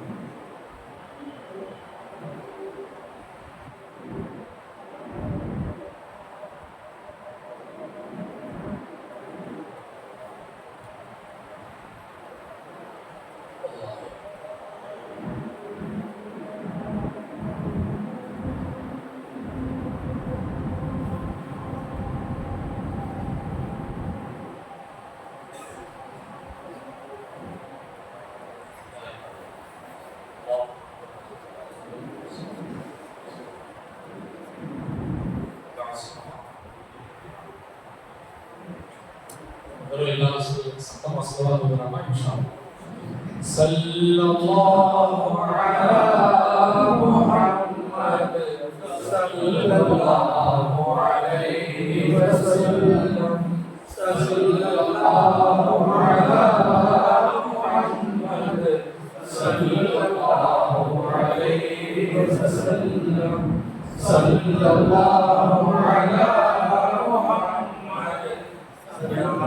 صلي عليه وسلم. அல்ஹம்துலில்லாஹ் இந்த மஜ்லிஸை கபூல் செய்வானாக. கணிதத்துக்குரிய மேலான அல்லாஹ்வின் நல்லடியார்களே, வக்ஃபுடைய வாரியம் ரசூலுல்லாஹ்வுடைய காலத்தில் ஹிஜ்ரி 6ஆம் ஆண்டு உருவாக்கப்பட்ட முதல் சுன்னத்தான அமல். சமுதாயத்தில் வக்ஃபுடைய விதையை விதைத்தவர்கள் செய்தனா உமர் இப்னு கத்தாப் ரலியல்லாஹு அன்ஹு. அன்றே உருவாக்கப்பட்டது ரசூலுல்லாஹ்வுடைய வக்ஃப் வாரியம். ஹைபருடைய மிகப்பெரிய சொத்து இஸ்லாமியர்களுக்கு வருகிறது. ஹஜ்ரத் உமருடைய பெயரில் மகத்தான சொத்து. எனவே அவர்கள் நினைத்திருக்கலாம், தன்னுடைய மகன் அப்துல்லா இப்னு உமருக்கு எழுதியிருக்கலாம், ஆசிமுக்கு எழுதியிருக்கலாம், தன்னுடைய வாரிசுக்கு எழுதியிருக்கலாம், தன் மனைவிக்கு எழுதி வைத்திருக்கலாம், தன் குடும்பத்திற்கு எழுதி வைத்திருக்கலாம். எதற்கும் எழுதவில்லை. நேராக ரசூலுல்லாஹ்வுடைய தர்பாருக்கு வருகிறார்கள். யா ரசூலுல்லாஹ், என் வாழ்நாளில் அஸபத்து மாலன் ஃபீ ஹைபர் مالا قط انفس منه عندي لم اصب مالا قط انفس عندي منه. புகாரில் பதிவு செய்யப்பட்டிருக்கிற இந்த வார்த்தை. எனக்கு ஒரு பொருளாதாரத்தை அல்லாஹ் ஹைபரிலே கொடுத்திருக்கிறார். இது மாதிரி ஒரு அழகான அபரிமிதமான பரக்கத்தான சொத்து என் வாழ்க்கையில் நான் கண்டதே கிடையாது, பார்த்ததே கிடையாது. சரி, என்னப்பா அதற்கு? யா ரசூலல்லாஹ், யா ரசூலல்லாஹ், தாங்களுடைய மாதா தாக்குறீங்க, இந்த சொத்து விஷயமாக தாங்களுடைய உத்தரவு என்ன? தாங்கள் என்ன சொன்னால் நான் கேட்கிறேன். அவ்வளவு பெரிய சொத்துக்கு அதிபதி ஹஸரத் கோடிக்கணக்கான மதிப்புள்ளது. சொல்லுகிறார்கள் ரசூலுல்லாஹ், தாங்கள் என்ன உத்தரவு தருகிறீர்கள்? ரசூலுல்லாஹ் சொன்னார்கள், அப்படியா, இப்படி ஒரு நிலம் இதுவரை யாருக்கும் அல்லாஹ் கொடுக்கல. இப்படி ஒரு பரவலான ஒரு நிலம், பரவலான ஒரு வயல், பரவலான ஒரு விவசாயம், பரவலான ஒரு தோட்டம் இதுவரை யாருக்கும் கிடைக்கல. உமரே, உங்கள் மூலமாக ஒரு பாடத்தை நான் பெறுகிறேன், ஒரு சுண்ணத்தை நான் பெறுகிறேன். இன் ஷித்த ஹப்பஸ்த அஸ்லஹா வ தஸத்தக்த பிஹா. உமரே, நீங்கள் இந்த ஹைபருடைய நிலத்தை உங்களுடைய கட்டுப்பாட்டில் வையுங்கள். நீங்கள் அதற்கு மேனேஜராக இருக்க, ஓனர் இல்ல, நீங்க தான் மேனேஜர். கவனமா இருக்கணும். வஃபுடைய சொத்துக்கு இங்க யாருமே ஓனர்கள் கிடையாது. எல்லாம் முத்தவல்லிமார்கள் உட்கார்ந்து இருக்கிறாங்க, யாரும் கோச்சுக்கிறாங்களா? ஹக்கா சொல்லிடும். முத்தவல்லிமார்கள் மஸ்ஜிதுடைய ஓனர் இல்ல, நீங்கள் ஒரு மேனேஜர். வஃபுடைய சொத்து யாருக்கும் அதிகாரம் இல்லை. அதனுடைய உண்மையான ஓனர் அல்லாஹ் வ ரசூலுஹு. அல்லாஹ்வுடைய ரசூல் தான் அதனுடைய ஓனர்கள். ஹஸரத் உமருக்கு ரசூலுல்லாஹ் கற்றுக் கொடுக்குறாங்க, நீங்க மேனேஜரா இருங்க, உங்களுடைய கட்டுப்பாடு, உங்களுடைய கணக்கு, உங்களுடைய அதிகாரம், ஆனால் அதனுடைய பயன்பாடு உம்மத்திற்கு தானமாக கொடுத்தது. யார் வேணாலும் பயன்படுத்துங்க. முஸ்லிம்கள் தாராளமாக, சஹாபாக்கள் தாராளமாக, யூதர்கள் தாராளமாக, முஷ்ரிக்குகள் தாராளமாக, குஃபார்கள் தாராளமாக, அடிமைகள் தாராளமாக, எல்லோரும் பயன்படுத்துங்க. அரபியில சொல்லுவாங்க, வஃபுக்கு அழகான வார்த்தை கலப்பு என்ன தெரியுமா? தஹ்பீசுல் அஸ்ல் வ தஸ்பீலுல் மன்ஃபஅ. தஹ்பீசுல் அஸ்ல் வ தஸ்பீலுல் மன்ஃபஅ. அதனுடைய மூலதனம், மூல பத்திரம் இருக்குல்ல, நம்மிடத்துல வச்சுக்கணும். அதனுடைய பயன்பாடு உம்மத்திற்கு கொடுக்கணும். யார் வேண்டுமானாலும் பயன்படுத்துங்க. அதனுடைய பழம் சாப்பிடுங்க, அதனுடைய மரம் பயன்படுத்துங்க, அதனுடைய நிழல் பயன்படுத்துங்க, அதுல அடக்கமாக இருக்கக்கூடிய வலியுல்லா தாராளமா சியாரத் செய்யுங்க, அதுல மஸ்ஜித் தாராளமா தொழுங்க, அதுல மதரசா தாராளமா பாடப்படுத்துங்க, அதுல ஹல்கா தாராளமா திக்ர் மஜ்லிஸ் எல்லாவற்றையும் நடத்துங்க. ஆனால் அதனுடைய மூல கருவாக நான் இருப்பேன், மூல நிர்வாகியாக நான் இருப்பேன், அதனுடைய மூல பொறுப்பாளராக நான் இருப்பேன். இதுதான் வக்ஃப். ஹஸரத் உமர் ரலியல்லாஹு சொல்றாங்க, உம்மத்துக்கு மத்தியில ரசூலுல்லாஹ்வுடைய உத்தரவுக்கு இணங்க அன்னஹு லா யுபாஉ வலா யூஹது வலா யூரசு. கைபருடைய சொத்தை அல்லாஹ்வுக்காக நான் வக்ஃப் செய்து விட்டேன். இந்த சொத்தை யாரும் விற்பனை செய்யக்கூடாது. இந்த உமரும் விற்பனை செய்யக்கூடாது. உமருடைய மனைவி இருக்கக்கூடாது, உமருடைய மக்கள் இருக்கக்கூடாது. இது யாருக்கும் அன்பளிப்பாக கொடுக்க கூடாது. பாபர் மசூதி விஷயமாக பல ஆண்டுகளாக நடந்த போராட்டமே இதுதான். அந்த இடத்தை தானமாக கேட்டார்கள், ஆனால் இஸ்லாமியர்கள் தரவில்லை. அந்த இடத்தை நாங்கள் தானமாக தர முடியாது. நீங்கள் எவ்வளவு கெஞ்சினாலும் எங்களால் தர முடியாது. இதுவரையும் நாம் தருவதாக சொல்லல, அபகரித்து கட்டிவிட்டார்கள். புரிந்து போச்சு. மீண்டும் மஸ்ஜிதில் இருந்து சொல்லுகிறோம், மீண்டும் இன்ஷா அல்லாஹ் அங்கே ஒரு மஸ்ஜிதை அல்லாஹ் உருவாக்குவார். ஏன்னா வக்ஃப் செய்யப்பட்ட சொத்து. பாபர் மன்னரால், பாபர் என்ற மகத்தான இந்திய மன்னரால் உலகத்தினுடைய முஸ்லிம்களுக்காக கட்டப்பட்ட ஆதிகாலத்து பாபர் பள்ளிவாசல். எனவே நான் மீண்டும் புரிய வைப்பேன், பள்ளிவாசலுடைய சொத்து யாருக்கும் நீங்கள் அன்பளிப்பாக தரக்கூடாது, யாருக்கும் நீங்கள் விற்பனை செய்யக்கூடாது. அதே போல் நிர்வாகிகளுடைய பிள்ளைகள், வாரிசுதாரர்கள் அதில் உரிமை கொண்டாடுவதற்கும் அனுமதி இல்லை. இதுதான் இஸ்லாம், இதுதான் வக்ஃப், இதுதான் ஷரியா, இதுதான் சுன்னா. அப்ப ஹஜ்ரத் உமர் தான் செஞ்சிட்டாங்களே, கைபருடைய இந்த வக்ஃபுடைய அமலை பார்த்த ஒட்டுமொத்த சஹாபாக்கள் சுப்ஹானல்லாஹ், அது சபக உமர் வக்ஃபுடைய விஷயத்தில் முந்தி விட்டார். இனி நாங்களும் களத்தில் இறங்குவோம்ல, நீங்க மட்டும் தான் வக்ஃப் செய்வீர்களா? லன் தனாலுல் பிர்ர ஹத்தா துன்ஃபிகு மிம்மா துஹிப்பூன். ஒரு வசனத்தை அல்லாஹ் இறக்கினார். நீங்கள் விரும்பக்கூடிய விஷயத்தை அல்லாஹ்வுக்காக வேண்டி நீங்கள் கொடுக்காத வரை உயர்ந்த நன்மையை நீங்கள் அடையவே முடியாது. அல்லாஹ் இந்த வசனத்தை இறக்கியவுடன் அன்சாரி சஹாபாக்களில் அல்லாஹு அக்பர் உயர்வான, தூய்மையான, வாரி வழங்கும் கொடை வல்லன் அவருடைய சொத்து எங்க இருக்கு தெரியுமா? மஸ்ஜித் நபவிக்கு அப்படியே பக்கத்துல. இதுதான் கிப்லானா, அந்த ஜன்னத் தான் அவர்களுடைய சொத்து. மஸ்ஜித் நபவி பீரஹா, அருமையான கிணறு, அருமையான தோட்டம். ரசூலுல்லாஹ்வுக்கு கலைப்பு வரும்போது தான் பீரஹாவுக்கு போய்வாங்க. மனசு ஒரு மாதிரியா இருந்தா பீரகாவுக்கு போயிடுவான். சாப்பிடணும்னு தோணுச்சுன்னா பீரகாவுக்கு பழத்தை எடுப்பான், பேரிச்சம்பழத்தை எடுப்பான், திராட்சை எடுப்பான், எல்லாவற்றையும் சாப்பிடுவான். ரசூலுல்லாஹ்வுக்கு பிடித்தமான ஒரு தோட்டம் பீரகா. அதனுடைய ஓனர், அதனுடைய அதிபதி சையதுனா அபூ தல்ஹா ரலியல்லாஹு அன்ஹு. இந்த ஆயத்து இறங்குச்சுல லந்தனாவில் பிர்ர ஹஜ்ரத் உமர் அங்க வக்ஃப் பண்ணிட்டாங்க. அது எங்க இருக்கு? ஷைபர் ரொம்ப தூரமா இருக்கு, எங்கேயோ இருக்கு. நான் எங்க வக்ஃப் செய்ய போறேன் தெரியுமா? பீரகாவை நான் வக்ஃப் செய்யணும் வந்து விட்டாங்க அபூ தல்ஹா. சஹாபாக்கள்ல கடும் போட்டி. ஹஜ்ரத் அபூபக்கர் உமருக்கும் கடுமையான போட்டி. நீயா நானா அமலி யார் முதல்ல பார்ப்போமா? ஆனால் உள்ளம் பரிசுத்தம். அதுதான் அவங்களுக்கு நமக்கு வித்தியாசம். இங்கேயும் போட்டி, அங்கேயும் போட்டி. இங்கே கல்வியில் அசுத்தம், அங்கே கல்வி சுத்தம். போட்டி இருக்கலாம், ஆனால் பொறாமை இருக்கக்கூடாது. போட்டி இருக்கலாம், பொறாமை இருக்கக்கூடாது. அடுத்தவர்களை பற்றி வஞ்சனை இருக்கக்கூடாது, கெட்ட எண்ணம் இருக்கக்கூடாது. ஆனால் போட்டி இஸ்லாத்தில் அனுமதி இருக்கு. குர்ஆன்ல அல்லாஹ் சொல்றான், "வஃபீ ذلك فليتنافس المتنافسون." சொர்க்கத்தை அடைவதற்காக, அல்லாஹ்வுடைய ரஹ்மத்தை அடைவதற்காக, பரக்கத்தை அடைவதற்காக அல்லாஹ்வுடைய நல்லடியார்கள் போட்டி போட்டுக் கொண்டே இருப்பார்கள். அல்லாஹ் குர்ஆனில் சொல்கிறார், போட்டி போடுவார்கள் என்னுடைய அடியார். எனவே போட்டி போடுங்க. முதல் சஃப்க்கு போட்டி போடுங்க.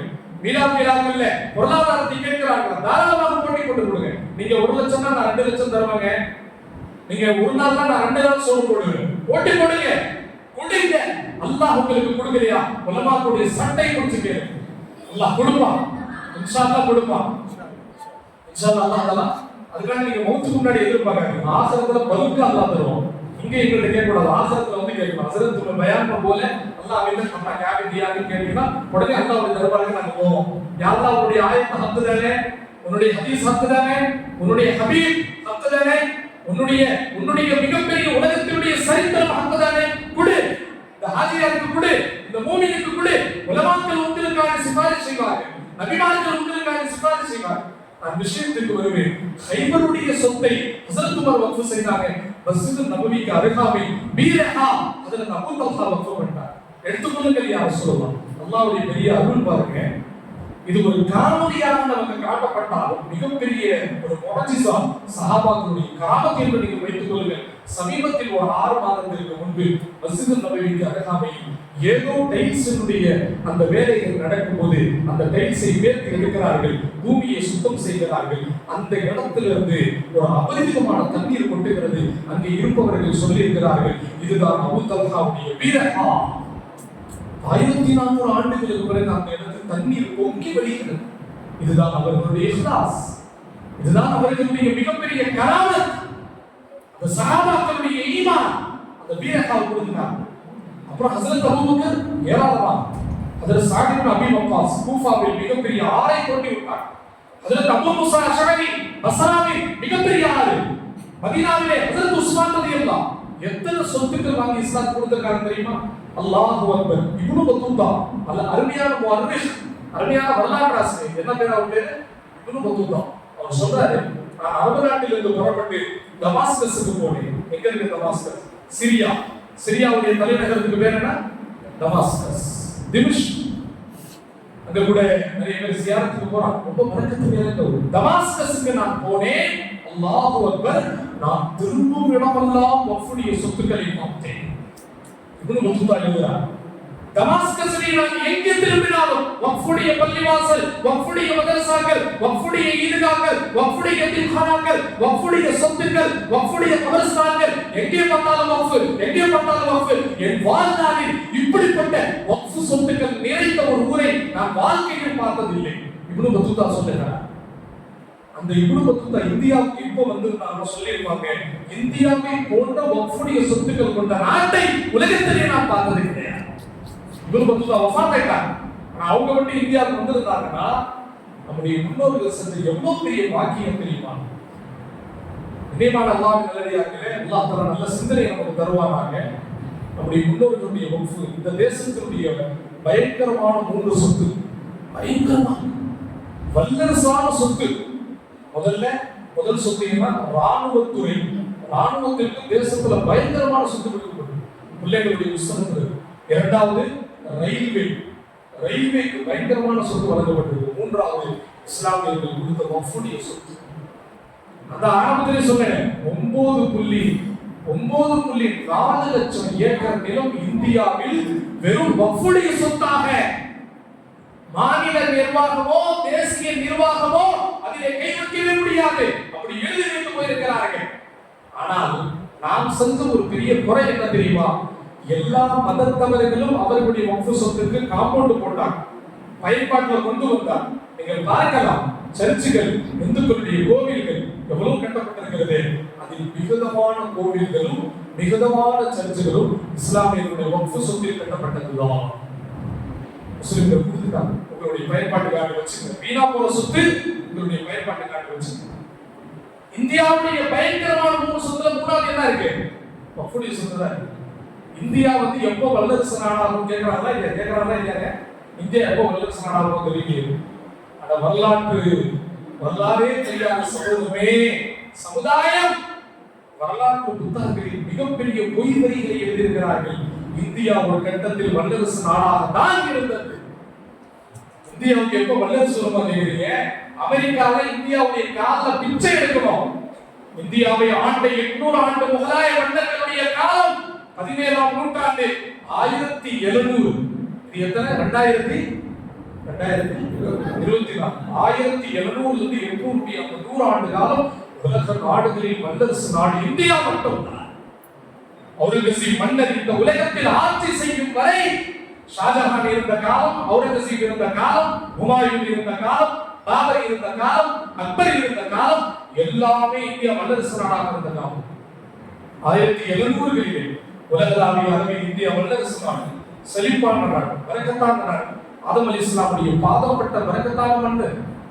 உலகத்திலே வெற்றி, உலகத்திற்கு சைவத்தை சப்ளை செய்யக்கூடிய நாடு இந்தியா. அரபு நாடு நான்வெஜ்ஜை சப்ளை செய்து இந்தியா வெஜ். இந்தியாவுடைய காய்கறி, இந்தியாவுடைய ஃப்ரூட்ஸ், இந்தியாவுடைய இயற்கை, இந்தியாவுடைய கனிம வளம், இந்தியாவுடைய மரம், இந்தியாவுடைய உணவு. சுப்ஹானல்லாஹ். பழைய சோறு அம்மா வீட்டம்மா ஆக்கி கொடுக்குறாங்க, நீங்க சாப்பிடுறீங்க. இதே அமெரிக்காவில் பழைய சோறு விற்கிறோம் அப்படின்னா 200 ரூபா 300 ரூபா வேணும். அல்லாஹ் அந்த மன்னர்கள் எல்லாத்தையும் இலவசமா கொடுத்துருக்காங்க. 1700களிலே ரசூலுல்லாஹ் ஆரம்பிச்ச அந்த வக்ஃபுடைய பாரம்பரியம் இந்தியா வல்லரசு நாடாக இருந்ததற்கு ஒரு மிகப்பெரிய காரணம் இஸ்லாமியர்களுடைய வக்ஃப் சொத்து இந்தியாவில் நிரம்பி வளர்ந்துச்சு. திருச்சி மாவட்டத்தில் மட்டும் ஏறக்குறைய 6000 நிலங்கள் வக்ஃபுடைய சொத்து இருக்கு. எத்தனை? 6000 நிலம். ஆனால் இந்த சமுதாயமே, இந்த உம்மத்தின் கவனக்குறைவு, இந்த உம்மத் ஒரு நிர்வாகத்திற்குள் இருக்கக்கூடிய பிசகுகள், நிர்வாகத்திற்குள் இருக்கக்கூடிய பிரச்சனைகள், சண்டைகள், சச்சரவுகள், தலைமைக்கு கட்டுப்படாத சூழ்நிலைகள். அதனாலேயே இந்த சமூகம் என்ன நினைச்சிட்டாங்க தெரியுமா? இந்த பள்ளிவாசல் மட்டும்தான் வக்ஃப் சொத்து, இந்த மதரசா மட்டும்தான் வக்ஃப் சொத்து, இதை பாதுகாக்கிற போதும் இருந்துட்டோம். ஆனால் தவறாக புரிந்து கொண்டீர்கள். பள்ளிவாசல் மட்டுமல்ல, மஸ்ஜிதை சுற்றி எத்தனையோ இடங்கள் இன்னும் வக்ஃபுடைய சொத்துக்கள் இருக்கு. இதை சமுதாயம் தோண்டி எடுக்க வேண்டும். சமுதாயம் அதனுடைய உண்மையான தகவலை எடுக்க வேண்டும். 1700களிலே இந்தியா வல்லரசு நாடாக திருச்சியுடைய 6000 நிலம் இன்று வரை வக்ஃபுடைய சொத்து. நம்மளே பாதுஷா தர்கா இருக்கக்கூடிய அதனுடைய சொத்து வட்டார பகுதி அனைத்துமே வக்ஃபுடைய சொத்து. திருவரும்பூரை தாண்டி அந்த பக்கம் இந்த பக்கம் கணியத்திற்குரிய அல்லாஹ் கடந்த ஆண்டுல சொன்ன மாதிரி தெரியுது. சுருக்கமா நான் சொல்றேன். சமயபுரத்து மாரியம்மாங்கிறப்போ ஒரு கடவுளும் கிடையாது, ஒரு இந்துவும் கிடையாது, அது ஒரு முஸ்லிமான ஊர்ல. அது யாரு? சமயபுரத்து மாரியம்மாங்கிறது நிறைய பேர் கேட்கிற அசருக்கு பள்ளிவாசல் உட்காந்துக்கிட்டு தப்பா கட்டிக்கிட்டு சமயபுரத்து மாரியம்மா பத்தி பேசிட்டு இருக்கிறீங்க அப்படின்னு நிறைய பேர் கேட்கலாம். வரலாறாக பாருங்க, வரலாறு உண்மையாக பாருங்க. அவள் சமயபுரத்து மாரியம்மா என்பவர், அவர் ஒரு ஹலீமா என்ற பெண்மணி. தப்லியாத் பாதுஷாவுடைய முரீத், தப்லியாத் பாதுஷாவில் வளர்க்கப்பட்ட பிள்ளை. ராணி மங்கம்மா, குந்தவை நாச்சியார், இந்த இருவரும் தப்லியாத் பாதுஷாவுடைய சீடர், முரீதுகள். அதில் குந்தவைக்கு அல்லாஹ் ஹிதாயத்தை கொடுத்திருக்கிறான். குந்தவைக்கு தப்லியாத் பாதுஷா நத்ஹர் வலியுல்லாஹ் கலிமாவை கொடுத்து, இஸ்லாத்தை கொடுத்து, அந்த மன்னனுடைய பிள்ளையை தன் பிள்ளையாக வளர்த்து ஆளாக்கி அந்த குந்தவைக்கு வச்ச பேர் தான் ஹலீமாங்கிறது. இதை வச்சு ஒரு சினிமாவே உருவாக்கிட்டான். ஆனால் அயோக்கியன் உண்மையான வரலாறை மறைத்து விட்டார். வரலாறே சொல்லல நீ. அதுக்காக நீங்க அந்த படத்தை பாத்தீங்களா அப்படின்னா தயவு செஞ்சு என்கிட்ட யாருமே கேட்கக்கூடாது. இருந்தாலும் நாங்க ரிசர்ச் பண்ணுவோம். ரிசர்ச் நடக்கும், ஆய்வு நடக்கும். நல்லதையும் ஆய்வு செய்வோம், கெட்டதையும் ஆய்வு செய்யும். குந்தவை என்பவர் ஒரு முஸ்லிமான பெண்மணி. அவள் தபலியார் பாதுஷாவினுடைய பொற்கரம் பற்றி பையத்தாகி வழிபாடுகளை பற்றி உலகம் குறை சொல்லுகிறது. தபலியார் பாதுஷா மட்டும் இல்லை என்றால் திருச்சி மண்டலம் முழுக்க முழுக்க குஃப்ரை கொண்டு நிரம்பி வெளியே. இந்த தமிழக மண்ணுக்காக வேண்டி பலஸ் தேசத்திலிருந்து வந்தாங்க. பலஸ் தேசத்திலிருந்து வந்தாங்க. கடந்த காசிபுராவினுடைய இஜ்திமால அவங்களுடைய வரலாறு சொன்னோம். அவங்க ஷேக் ஒரே ஒரு தர்பியத் தான் கொடுத்தாங்க. அந்த தண்ணி கொதித்து கொண்டு இருக்கிறது, சூடாகி கொண்டு இருக்கிறது. அதுல ஒரு விரல விட்டாலே விரல் நாசமா போயிடும். அப்படியே அந்த உளுத்து அவ்வளவு சூடு. ஷேக் சொன்னார்கள், உனக்கு விலாயத்து வேண்டுமா, பையத்து வேண்டுமா, ஹிலாஃபத் வேண்டுமா, அந்த சுடு தண்ணியில போய் குதிச்சிரு, நீ பரிபூர்ணமாக ஆயிடு. அப்படியே நான் பலஸ் தேசத்தினுடைய மாமன்னன், எனக்கு இப்படி ஒரு தர்பியத்தா, என் நஃப்ஸுக்கு இப்படி ஒரு அடியா, உண்மையாகவே என் நஃப்ஸை திருத்துவதற்கு இதைவிட சிறந்த தர்பியத் ஒன்றுமே கிடையாது. போயிட்டான். பிஸ்மில்லாஹ் அல்லாஹும்ம இன்னி அஊது பிக மின் ஹாதிஹின் நார். இந்த நெருப்பின் வேதனை பற்றி அல்லாஹ் நான் பாதுகாப்பு தேடுகிறேன். குதிக்க போகிறார்கள். அங்கே வலியுறுத்த அல்லாஹ்வுடைய துஆ செய்கிறார்கள். யானாரு கூனி பர்தவ ஸலாமா, யானாரு கூனி பர்தவ ஸலாமா. ஓ நெருப்பே, அல்லாஹ்வின் உத்தரவை கொண்டு நீ குளிர்ச்சியாகிறது. அன்று இப்ராஹீமிற்கு நீ குளிர்ச்சியானாய். இன்று அல்லாஹ்வுடைய அடியார் வருகிறார், அத்தஹர் வலி வருகிறார், குளிர்ச்சியாகிவிடு. அல்லாஹ்வுடைய ஆணை. அவர்கள் உள்ளே குதித்தார்கள், வெளியே வந்தார்கள். உடலில் சிறு காயமில்லை, உடனே வந்தார்கள். உடனே பைஅத், உடனே ஷராஃபத், உடனே அல்லாஹ் விலாயத்தை நசீபாக்கி விட்டார். இதற்குரிய மேலான அல்லாஹ்வின் நல்லடியார்களே, விலாயத்தினுடைய சப்ஜெக்ட் தெரியாதவர்கள் நுபுவத்தை பற்றி பேசவே முடியும். இது நுபுவத்தினுடைய மஜ்லிஸ். போன மாசம் காசிபுரால விலாயத்துடைய மஜ்லிஸ். இது என்ன மஜ்லிஸ்? நுபுவத்துடைய. விலாயத் இல்லாமல் நுபுவத்தை அடைய முடியாது. அல்லாஹ் தஆலா இதற்காக வேண்டிதான் நமக்கு அல்லாஹ்வுடைய நல்லடியார்களுடைய சுபத்தை அல்லாஹ் நமக்கு கொடுத்திருக்கிறார். இறைநேசர்களுடைய சுபத்தை அல்லாஹ் நமக்கு கொடுத்திருக்கிறார். நான் விஷயத்திற்கு வருவேன். அந்த பெருமகனார் விலாயத்தோடு இந்தியாவுக்கு வந்தாங்க, தமிழ்நாட்டுக்கு வந்தாங்க, திருச்சிக்கு வந்தாங்க, குந்தவைக்கு கலிமா சொல்லி கொடுத்தாங்க, ஹலிமாங்கிற பேரை கொடுத்தாங்க. அந்த பாப்பா, அந்த பிள்ளை, பெண் பிள்ளை பிற்காலத்திலே ஹலிமா சகதியாவாக வளர்ந்து அந்த ஹலிமாங்கிற பெண்மணி தன்னுடைய சொந்த மூதாதையர்களுடைய சொத்தை இஸ்லாமியர்களுக்கு அடிவசம் செய்தார். அதுதான் திருச்சி மாவட்டத்தில் கூடிய 6000 ஏக்கர் நிலப்பரப்பில் இருக்கக்கூடிய சொத்துக்கள். நான் திருச்சியை சொல்லுகிறேன் என்றால் இங்கேயும் இருக்கிறது, ஆரணியிலும் இருக்கிறது, திருவண்ணாமலையில் இருக்கிறது, வேலூரில் நிறைய சவுக் மஸ்ஜிதுகள் என்று நீங்கள் கேள்விப்படலாம், நவாபு மஸ்ஜிதுகள் என்று நீங்கள் கேள்விப்படலாம். எல்லாமே ரசூலுல்லாஹ்வுடைய காலத்திலிருந்து வந்த வக்ஃபுடைய சொத்துக்கள். கணியத்திற்குரிய மேலான அல்லாஹ்வின் நல்லடியார்களே, இஸ்லாத்தின் தலையாய கடமை இன்னும் 3 நாட்கள் உங்களுக்கு இருக்கிறது. இந்த மீலாது விழாவில் தொடர்ந்து 12 நாட்கள் பயான் நடக்க இருக்கிறது. இன்று 3வது நாள். இதற்கு பிறகு அருமையான உயர்வான அருமையான உலமாக்கள் வருவார்கள், உருதுவில் பேசுவார்கள், தமிழில் பேசுவார்கள். ஆனால் ஒரு விஷயத்தை உங்களுக்கு மத்தியிலே இந்த மீலாது விழாவின் மூலமாக நான் கோரிக்கை வைக்கிறேன். இந்த மீலாது விழாவின் மூலமாக முதலில் உங்களுடைய வக்ஃப் சொத்துக்களை பாதுகாத்துக் கொள்ளுங்கள். அதுக்காக தான் நம்ம இந்த தலைப்பை எடுத்தோம். இன்னும் 3 நாட்கள் உங்களுடைய அவகாசம். என்ஆர்சி சிஏஏ சமுதாய வீதிக்கு வந்தது. அல்லாஹ் எந்த நாக்கு நாரி போன நாக்கு இருக்கு பாத்தீங்களா, மோசமான குஃபருடைய நாக்கு. அந்த நாக்கு என்ன சொல்லிச்சு தெரியுமா? என்ன சொல்லிச்சு? நாட்டை விட்டு வெளியே போ, நாட்டை விட்டு வெளியே போ, நாட்டை விட்டு வெளியே போ. அடையாளத்தில் சொல்ற மாதிரி எப்ப பார்த்தாலும் பாகிஸ்தானுக்கு போ, பாகிஸ்தானுக்கு போ, பாகிஸ்தானுக்கு போ. நாங்க கபிரஸ்தானுக்கு வேணா போ, பாகிஸ்தானுக்கு போக முடியும். எப்ப பார்த்தாலும் நாட்டை விட்டு வெளியே போ, நாட்டை விட்டு வெளியே போ என்று சொன்னார்கள். அந்த தரித்திரியம் பிடிச்ச நாட்கள் அல்லாஹ் என்ன பேச வச்சான் தெரியுமா? தம்பிகளா, வீட்டை விட்டு கூட வெளியே வராதீங்கப்பா, பாதுகாப்பா என்ன சொன்னாங்க? வீட்டை விட்டு கூட. நீ என்ன சொன்ன? போன மாசம் என்ன சொன்ன? போன மாசம் என்ன சொன்ன? நாட்டை விட்டு வெளியே போ, நாட்டை விட்டு வெளியே போ. அல்லாஹ் என்ன சொல்ல வச்சா? வீட்டை விட்டு கூட வெளியே வர, பாதுகாப்பா சந்தோஷமா. அதே மாதிரி வக்ஃபுடைய சட்டத்திற்காக இன்ஷா அல்லாஹ் நம்முடைய போராட்டங்கள் தொடர வேண்டும். கோடிக்கணக்கான சொத்து நம்முடைய தேசத்துல, நம்முடைய ஊர்ல, நம்முடைய ஆரணியில, நம்முடைய மாவட்டங்கள்ல, நம்முடைய பகுதிகள்ல வலிமார்கள் அடக்கமாக இருக்கிறார்கள். தேசத்துக்கு உடாதீங்க. முன்னோர்கள் பாருங்க, வக்ஃப் சொத்தை கரெக்டா அதை டிவைட் பண்ணி நீங்க உங்களுடைய பிளாட் மட்டும் அளப்பீங்க. முன்னோர்கள் வக்ஃபுடைய ஒட்டுமொத்த நிலப்பரப்பை அளந்து அதில் கரெக்டா மையப்பகுதியில் ஒரு வலி இல்லாத தஃபன் செஞ்சு போயிட்டாங்க. எவ்வளவு பெரிய ஹிக்மத்! இதெல்லாம் நம்ம கண்ணோட்டமா வச்சோமா? போய் பாருங்க திரும்பி.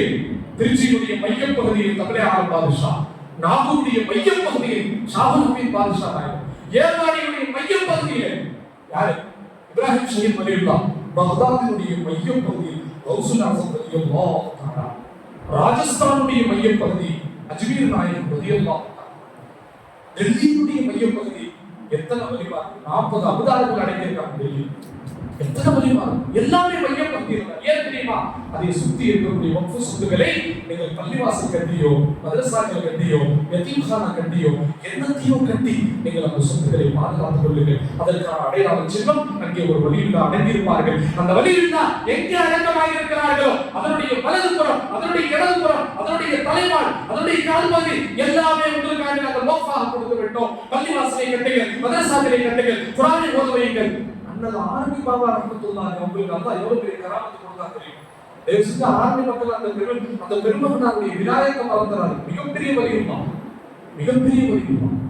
அல்லாஹ் தஆலா அந்த பெருமகனாருடைய பேரப்பிள்ளையாக அல்லாஹ் என்னை ஆக்கினார். அல்லாஹ் நான் ரொம்ப சுக்ர் செய்கிறேன். ஹஸரத்துடைய பேத்தியை தான் நம்ம நிக்காஹ் பண்ணிருக்கோம். இந்த ஆர்மி மக்கள் தான் நிக்காஹ் நடத்தி வச்சாங்க. அதனால தான் இன்னைக்கு வந்து ஆர்மி வந்துகிட்டே இருக்கு. இது எனக்கு மாமியார் இருக்குது, மாமனார் இருக்குது. பெரியதற்குரிய விஷயத்துக்கு வருவே ஆர்மி பாபா கூட நசீர் பண்ணுவாங்க. பிள்ளைங்களை கூப்பிட்டு உரியக்கூடிய பிள்ளைகளை கூப்பிட்டு சொல்லுவாங்க, அஸ்ஸலாமு அலைக்கும் தம்பி, நல்லா இருக்கீங்களாமா? நான் வஃபாத் ஆன பிறகு எனக்காண்டி யாசின் ஓதுவியா, எனக்காண்டி யாசின் ஓதுவியா, ஓதனம் பாவா, எனக்காக வேண்டி நீ பாக்கு சொல்லுவியா, பாக்கு சொல்லி எனக்காண்டி துவா செய்வியா, சேலம் பாவா. அந்த பெருமாள் நான் சேலத்துல உட்காந்து சொல்லுவாங்க, நசீர் செய்வாங்க, எனக்காண்டி யாசின் ஓதுவியா, எனக்காக வேண்டி பாக்கு சொல்லி துவா செய்வியா, சேலம் பாவா. அந்த பெருமாள் அல்லாஹ் துவா செய்வாங்க, யா அல்லாஹ் என்னுடைய மஸாரை பாதுகாத்து, என்னை சுற்றி இருக்கக்கூடிய மக்கள் தொழுவணும், குர்ஆன் ஓதணும், என்னை சுற்றி இருக்கக்கூடிய மக்கள் ஆன்மீகத்தை கற்றுக்கணும். என்ன துவா செஞ்சாலும் தெரியல. அல்லாஹ் அக்பர். கனவான்களே, சகோதரர்களே, வெள்ளிக்கு வியாழக்கிழமை காலையில் வஃபாத்தானார்கள். 2000 ஆண்டு 24 வருஷத்துக்கு முன்னாடி வியாழக்கிழமை காலை வஃபாத்தானார்கள். வெள்ளிக்கிழமை ஜும்மாவுடைய நேரத்தில் அவர்களுடைய உடல் அந்த ஆர்மியிலே அந்த பாபா நகரில் அடக்கம் செய்யப்படுகிறது. அல்லாஹ் அவங்க என்ன துவா செஞ்சாங்க? 24 வருஷமாக அவர்களுடைய மஸாருக்கு பாங்குடைய ஓசை, பிள்ளைகளுடைய யாசீனுடைய ஓசை கேட்டுக்கொண்டே இருக்கிறது. 24 வருஷம். ஒவ்வொரு நாளும் ஃபஜ்ருக்கு பிறகு பிள்ளைகளாக கண்காணிப்போம், பிள்ளைகளாக போய் ஓதணும், பாங்குடைய சத்தம் அங்க போய் கேட்கணும். அப்ப அவங்க நியத் வச்சாங்க, என்னுடைய மஸார் எங்க இருக்கோ அங்கே வக்ஃபுடைய சொத்து இருக்கணும். அல்லாஹ் துவா செஞ்சாங்க. அல்லாஹு அக்பர். அந்த வக்ஃப் செய்யப்பட்ட சொத்துல அவங்களுடைய மஸார் இருக்கு. பெருநாடு ஹஸரத் வலியுல்லாஹ் வக்ஃபுடைய சொத்துல அடக்கம் செய்யப்பட்டிருக்கிறார். ஹுசைன் அஹ்மத் மதனி ரஹ்மத்துல்லாஹி அலைஹி தாருல் தேவ் வக்ஃபுடைய சொத்துல தான் அடக்கமாக இருக்கிறார். ஹாஜி சாப் ரஹ்மத்துல்லாஹி அலைஹி அங்கே மக்கத்துல் முகர்ரமா வக்ஃபுடைய சொத்து. இப்படி எல்லா வலிமார்களும் எல்லா நல்லடியார்களும் வக்ஃபுடைய சொத்தில் தான் அடக்கமாக இருக்கிறார்கள். எந்த வலியும் தனக்கான சொந்த இடம் வாங்கி இது என்னை மட்டும் தான் அடக்கணும், வேற யாரும் இங்கே அடக்கமாக கூடாது என்று யாரும் வசிய செய்யல. தன்னுடைய மௌத்திற்கு பிறகும் தன்னை சுற்றி இருக்கக்கூடிய இடம் மக்களுடைய பள்ளிவாசலாக, மக்களுடைய மதரசாக்களாக, மக்களுடைய நாட்டாக்களாக. நாங்க கேரளாவுக்கு போயிட்டு வந்தோம். அல்லாஹ் உங்களுக்கு கேட்டு பாருங்க, சில பள்ளிவாசலுடைய சஃப்களிலேயே வலிமார்களுடைய கபர் இருக்குங்க. இருந்துச்சா இல்லையா? பள்ளிவாசலுடைய சஃப்புடைய ஓரத்துல வலிமார்களுடைய கபர் இருக்கு. இங்க ஒரு ஷரியத்துடைய சட்டத்தை நம்ம தெளிவாக புரியணும். இப்படி இருந்தா அந்த பள்ளியில தொழுகலாமா? நம்முடைய நியத் நவைத்து அன் உஸல்லி லில்லாஹி தஆலா. அப்ப அந்த மஸாருக்கு பக்கத்துல இமாமியத்தின் தொடர்ந்து கிப்லாவை முன்னோக்கி நாம தொழுவதுல எந்த ஷிர்க்கும் கிடையாது. மஸாருக்கு பக்கத்துல தொழுவோம். நம்முடைய கிப்லா கஅபத்துல்லாஹ், நம்முடைய சிந்தனை அல்லாஹ். அந்த வழியில் நான் தொழுல, அவர்களை நான் கிப்லாவா ஆக்குற. என்னுடைய கிப்லா கஅபத்துல்லாஹ், என்னுடைய சிந்தனை அல்லாஹ், என்னுடைய ருக்கு அல்லாஹ்வுக்காக, என்னுடைய சுஜூத் அல்லாஹ்வுக்காக. ஆனா அவங்களுக்கு பக்கத்துல நிக்கிற அவ்வளவுதான். ஆனா இதுக்கு ஷரியத்துல தாராளமாக அனுமதி இருக்கு. என்ன ஆதாரம் வெளிப்படையா சொல்லட்டுமா? ரசூலுல்லாஹ்வுடைய ரௌதாவுக்கு பக்கத்துல தான் எத்தனையோ ஃபர்லான தொழுகை நடந்து கொண்டிருக்கிறது. எங்க போறீங்க? உலகத்துல எங்கேயுமே போவாங்க, மதீனாவை திரும்பி பாருங்க. ஏன் ரசூலுல்லாஹ் தன்னுடைய ரௌதாவை அவ்வளவு பக்கத்துல போய் வச்சுட்டு போனாங்க? அதற்கு ஆயிஷாவுடைய இல்லத்துல அங்க எத்தனை பேர் பக்கத்துல தொழுறாங்க தெரியுமா? அந்த ரௌதத்துல் ஜன்னால தொழுறாங்கல்ல, அந்த ஒரு காமன் நேரம் நம்மள உள்ள விடுறாங்க பாத்தீங்களா? போயிட்டு வந்தோமா இல்லையாங்க, உள்ள விடுறாங்கல்ல, அந்த காமன் நேரம் நீங்க தொழுற இடம் என்ன தெரியுமா? ரசூலுல்லாஹ்வுடைய தர்கா தான். எங்க போய் நீங்க தொழுவீங்க? ரசூலுல்லாஹ்வுடைய தர்காவுக்கு பக்கத்துல ரசூலுல்லாஹ் உங்களுடைய கிப்லா மஸ்ஜிதுல் ஹராம், மஸ்ஜிதுல் ஹராம். எனவே ரசூலுல்லாஹ்வுடைய ரௌதாவுக்கு பக்கத்துல தொழுவது எப்போ ஜாயிஸோ, வலிமார்களுடைய மஸாஜித் பக்கத்துல தொழுவது ஹராமா? சொல்லுங்க. அதனால் தயவு செஞ்சு அல்லாஹ்வின் நல்லடியார்களே, அல்லாஹ் நமக்கு ஹிதாயத்தை தருவானாக, வக்ஃப் சொத்துக்களை பாதுகாக்கும் நல்ல உணர்வுகளை அல்லாஹ் நமக்கு நசீபாக்கி தருவானாக. மீண்டும் நீங்கள் ஆய்வு செய்யுங்கள். சமுதாயத்திலே ரொம்ப ரொம்ப கவனம். நம்முடைய சிந்தனை திறனை நம்ம வளர்க்கச்சு, நம்முடைய ஆய்வுகளை நம்ம வளர்க்கச்சு, நம்முடைய சுத்து வட்டாரங்களில் இன்னும் நிறைய மஸ்ஜித்கள் மதரசாக்கள் பாலாகி கொண்டிருக்கிறது. நீங்க சாதாரணமாக ஒரு 10 பிள்ளைகளுடைய மக்தப் ஆரம்பிச்சு என்ன செய்யணும்?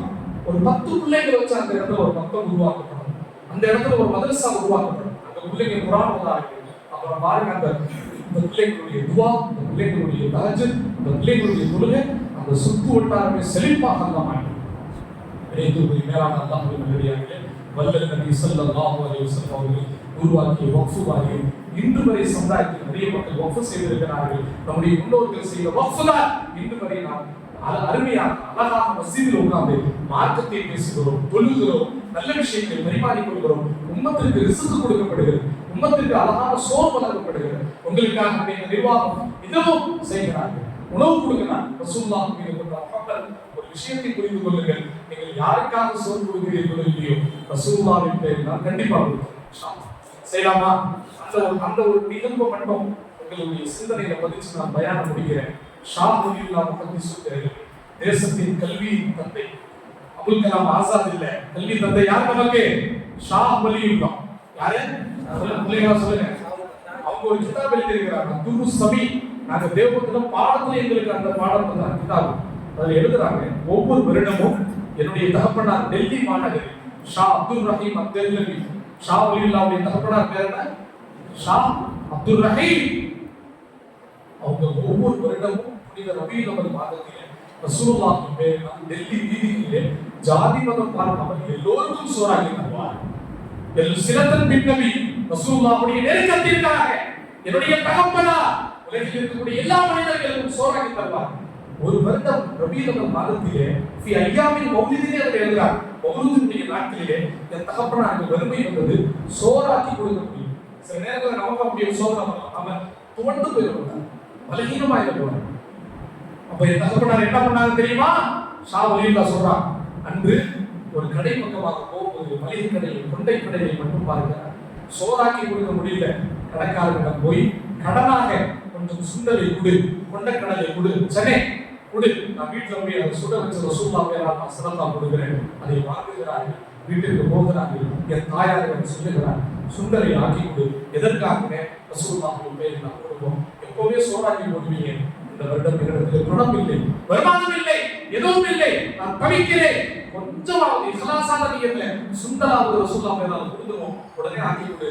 அம்மையார் அழகாக ஆக்கி கொடுக்கிறார்கள், ருசிகரமாக அதை சுட வச்சு கொடுக்கிறார்கள். உடனே வீட்டை விட்டு வெளியே போகிறார். சிலத்தன் பின் நபி, சிலத்தன் பின் நபி, சிலத்தன் பின் நபி, ரசூலுல்லாஹ்வுடைய முஹப்பத்திலே தருகிறேன், ரசூலுல்லாஹ்வுடைய பிரியத்திலே தருகிறேன், ரசூலுல்லாஹ்வுடைய பேரால் தருகிறேன். எல்லோருக்கும் 4 கொண்டைக்கடலை, 5 கொண்டைக்கடலை, 10 கொண்டைக்கடலை கொடுக்கிறார். உம்மத்திற்கு முஸ்லிம்கள், மாற்றார்கள், இந்துக்கள், கிறிஸ்தவர்கள் எல்லோருக்கும் தருகிறார்கள். கவலையோடு வீட்டிற்கு வருகிறார்கள். அன்று மாலைகளில் உணவாக்கி தர முடியும், ஒரு பிரியாணியாக என்னால் தர முடியும், ஒரு நல்ல உணவு இல்லாத சமுதாயத்திற்கு ரசூலுல்லாஹ்வின் பேரில் செய்ய முடியும். தகப்பனார் துவண்டு போனார், வேதனை பண்ணார். அந்த கவலையோடு அன்று இரவு என் தகப்பனார் தூங்கி விட்டார்கள். அல்லாஹ்வுடைய ரசூல் ஸல்லல்லாஹு அலைஹி வஸல்லம் கனவில் காட்சி நினைத்திருக்கிற ரசூலுல்லாஹ் நம்ம கனவுல வரணும்னா நீங்க ஒன்றும் செய்ய தேவையில்லை. ரசூலுல்லாஹ் பேரால் உம்மத்துக்கு சதகா செய்யுங்க. இன்ஷாஅல்லாஹ் அல்லாஹ்வுடைய ஹபீப் நம்முடைய கனவுக்கு வந்துருவாங்க. ரசூலுல்லாஹின் கனவில் வந்தார்கள், என் தகப்பனாருடைய கனவில் வருகிறார். ஷா வலியுல்லாஹ் கிதாபிலே எழுதுறார், சும்மா சொல்லல, கிதாபிலே எழுதி வச்சிருக்கிறார். இந்த கிதாப் நான் வச்சிருக்கிறேன், அரபி கிதாப். என் தகப்பனாருடைய கனவில் ரசூலுல்லாஹ் வந்தார்கள். ரசூலுல்லாஹை பார்த்தவுடனே தகப்பனார் அதிர்ச்சி, அருகில் போய் பார்க்கிறார். அந்த நிலாவின் பிரகாசம், நிலா என்றால் ரசூலுல்லாஹ் மட்டும் அங்கே இல்லை, சுற்றி இஸ்லாத்தினுடைய குலஃபாக்கள் உட்கார்ந்திருக்கிறார். ஹஜ்ரத் அபூபக்கர், ஹஜ்ரத் உமர், ஹஜ்ரத் உஸ்மான், ஹஜ்ரத் அலி எல்லோரும் சேர்ந்து அமர்ந்திருக்கிறார்கள். ரசூலுல்லாஹ்வும் குலஃபாக்களும் ஏதோ ஒன்றை எடுத்து சாப்பிட்டுக் கொண்டிருக்கிறார். அதிர்ந்து போய் பார்க்கிறேன், ஆச்சரியத்தோடு பார்க்கிறேன். எல்லாரும் சாப்பிடுறாங்க, உற்சாகமா, மகிழ்வோடு, பிரகாசமாக, புன்முறுவலோடு எல்லாரும் எடுத்து சாப்பிடுறாங்க. ஆச்சரியத்தோடு நான் பார்த்தேன், என்ன சாப்பிடுகிறார்கள் எட்டி பார்த்தேன். நான் காலையில் கொடுத்த சுண்டல் அங்கே அல்லாஹ் வைத்திருக்கிறான். நான் காலையில் கொடுத்த சுண்டல் அங்கே அல்லாஹ் வைத்திருக்கிறான். நான் உம்மத்திற்கு மட்டும் கொடுக்கிறேன், இஹ்லாஸோடு கொடுத்த சுண்டல் என்னுடைய ஹபீப் சாப்பிட்டுட்டார். எவ்வளவு பெரிய கபூலியத்! நமக்கு மஷ்ஹூரியத் வேண்டாம், கபூலியத் வேண்டும். அல்லாஹ் நான் கொடுத்த உணவை அல்லாஹ் கபூல் செய்து விட்டார். என் தகப்பனார் மகிழ்வோடு இருந்தார்கள். அன்று தொடங்கிய எங்களுடைய பாரம்பரியம் ஒவ்வொரு ஆண்டும் ரபீஉல் மாதங்களிலே எங்களுடைய தகப்பனாருக்கு பிறகு நாங்களும் ரசூலுல்லாஹ்வின் பெயரினால் உணவுகள் கொடுத்து வருகிறோம் என்று கிதாபுல் ஷாவலில்லா முஹத்திஸ் அவர்கள் எழுதுறாங்க. பென்ஷன்களில் பள்ளிவாசல்ல நடக்கக்கூடிய இந்த அமல் இது ஒரு சுன்னத்தான அமல், இது ஒரு அருமையான அமல். இதிலே பொருளாதாரத்தை கொடுக்கக்கூடியவர்கள், பணிவிடை செய்யக்கூடியவர்கள், நிகழ்ச்சிக்கு ஏற்பாடு செய்யக்கூடியவர்கள், உணவை உண்ணக்கூடியவர்கள் எல்லோருக்கும் இந்த உணவின் மூலமாக இன்ஷா அல்லாஹ் ஷிஃபா இருக்கிறது. இன்ஷா அல்லாஹ் பரக்கத். ஆமீன் சொல்லுங்க. இன்ஷா அல்லாஹ் பரக்கத் வைத்திருப்பார். அல்லாஹ் இதிலே ஆரோக்கியத்தை வைத்திருப்பார். இதன் மூலமாக ரசூலுல்லாஹ்வுடைய நெருக்கம் நமக்கு கிடைக்கும். தாராளமாக கொடுப்போம். அல்லாஹ்வின் பெயரினால் கொடுப்போம், வலிமார்களின் பெயரினால் கொடுப்போம், ரசூலுல்லாஹ்வின் பெயரினால் கொடுப்போம். எல்லாம் வல்ல அல்லாஹ் இந்த மஜ்லிஸை பரிபூர்ணமாக கபூல் செய்து தருவானாக. நம்முடைய வக்ஃப் சொத்துக்களை அல்லாஹ் பாதுகாப்பானாக. தேசத்தில் கொண்டு வரப்பட்டிருக்கக்கூடிய மோசமான வக்ஃப் அமெண்ட்மென்ட் பில் என்ற இந்த மோசமான சட்டத்தை அல்லாஹ் தஆலா முறியடித்து தருவானாக. இதற்கு எதிராக போராடக்கூடிய அனைத்து இஸ்லாமியர்கள், நமக்காக நம்மோடு தோளோடு தோள் என்று போராடக்கூடிய சமய சகோதரர்கள், சமய சகோதர எம்பிக்கள், எம்எல்ஏக்கள், இந்த நாட்டில் இருக்கக்கூடிய அரசு அதிகாரிகள், அரசு துறையில் இருக்கக்கூடிய நல்லவர்கள் யாரெல்லாம் இந்த சட்டத்திற்கு எதிராக போராடி கொண்டிருக்கிறார்களோ, யா அல்லாஹ் எல்லாருக்கும் நீ மகத்தான வெற்றி யா அல்லாஹ் நீ தருவாயாக. இந்த சட்டத்தை நீ முறியடிப்பாயாக. எங்களுடைய மூதாதையருடைய வக்ஃபுடைய சொத்துக்களை நீ பாதுகாப்பாயாக. வலிமார்களுடைய தர்பார்களை நீ கண்ணியப்படுத்துவாயாக. மஸ்ஜித்களை நீ கண்ணியப்படுத்துவாயாக. மதரசாக்களை நீ கண்ணியப்படுத்துவாயாக. கான்காக்களை நீ கண்ணியப்படுத்துவாயாக. யா அல்லாஹ் இங்கே நடக்கக்கூடிய மீலாத் விழாவை கபூல் செய்வாயாக. இதில் பேசக்கூடிய பயான்கள், கேட்கப்படக்கூடிய விஷயங்கள் அனைத்தையும் நீ அங்கீகரித்து தருவாயாக. கனவிலும் நனவிலும் கண்மணி நாயகம் ரசூலுல்லாஹி ஸல்லல்லாஹு அலைஹி வஸல்லம் அவர்களே கண்குளிர தரிசிக்கும் நல்ல நசீபை நம் எல்லோருக்கும் அல்லாஹ் நசீபாக்கி தருவானாக. அருமையான 12 நாட்களுடைய நிகழ்ச்சிக்கு ஏற்பாடு செய்த பென்ஷன்லை மஹல்லாவினுடைய நிர்வாகிகள், உலமாக்கள், ஜமாத்தார்கள், இளைஞர்கள், மாணவர்கள் எல்லோருக்கும் அல்லாஹ் தஆலா இருவருக்கும் சிறந்த நற்கூலி அல்லாஹ் தருவானாக. தமிழகத்திற்கு ஒரு நல்ல முன்மாதிரியாக இந்த பள்ளிவாசலை நான் காட்டுகிறேன். பென்ஷன்லை பள்ளிவாசலில் அல்ஹம்துலில்லாஹ் மஸ்ஜிதும் இருக்கிறது, இங்கே பிள்ளைகளுடைய மதரசாக்கள் இருக்கிறது. இந்த நிர்வாகத்திற்கு கீழ் அருமையான ஒரு சஃபாக்கிற ஒரு ஸ்கூல் அருமையாக வெற்றிகரமாக நடத்தி கொண்டு வருகிறார்கள். இந்த பள்ளிவாசலையும், இந்த மக்த மதரசாக்களையும், இந்த ஸ்கூலையும் அல்லாஹ் கியாமத் நாள் வரை நடத்தி தருவானாக. அதற்காக வேண்டி உழைக்கக்கூடிய அத்துணை நல்லுள்ளங்களுக்கும் அல்லாஹ் மகத்தான வெற்றியை நசீபாக்கி தருவானாக. ஸல்லல்லாஹு அலா முஹம்மத் ஸல்லல்லாஹு அலைஹி வஸல்லம் ஸல்லல்லாஹு அலா முஹம்மத் ஸல்லல்லாஹு அலைஹி வஸல்லம் ஸல்லல்லாஹு அலா முஹம்மத் யா ரப்பி ஸல்லி அலைஹி வஸல்லிம் وآخر دعوانا الحمد لله رب العالمين. السلام عليكم ورحمة الله وبركاته. பயான்காரித்த நிர்வாகத்திற்கும் சிறுபெருந்தகை இமாம் அவர்களுக்கும் நான் மனமார்ந்த ஜஸாக்குமுல்லாஹு ஹைரன் கஸீரா என்ற நன்றியை கூறியுள்ளார். விடைபெறுகிறேன். அஸ்ஸலாமு அலைக்கும். जज़ाकल्लाह। हज़रत का बहुत शुक्रिया। हज़रत के मुखलिस हज़रत विशाल बशीर नशंदर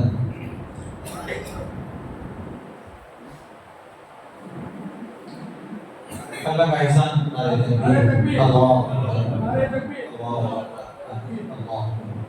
अल्लाह का शुक्र एहसान है कि अल्हम्दुलिल्लाह तीसरा दिन हमारा मुकम्मल हुआ।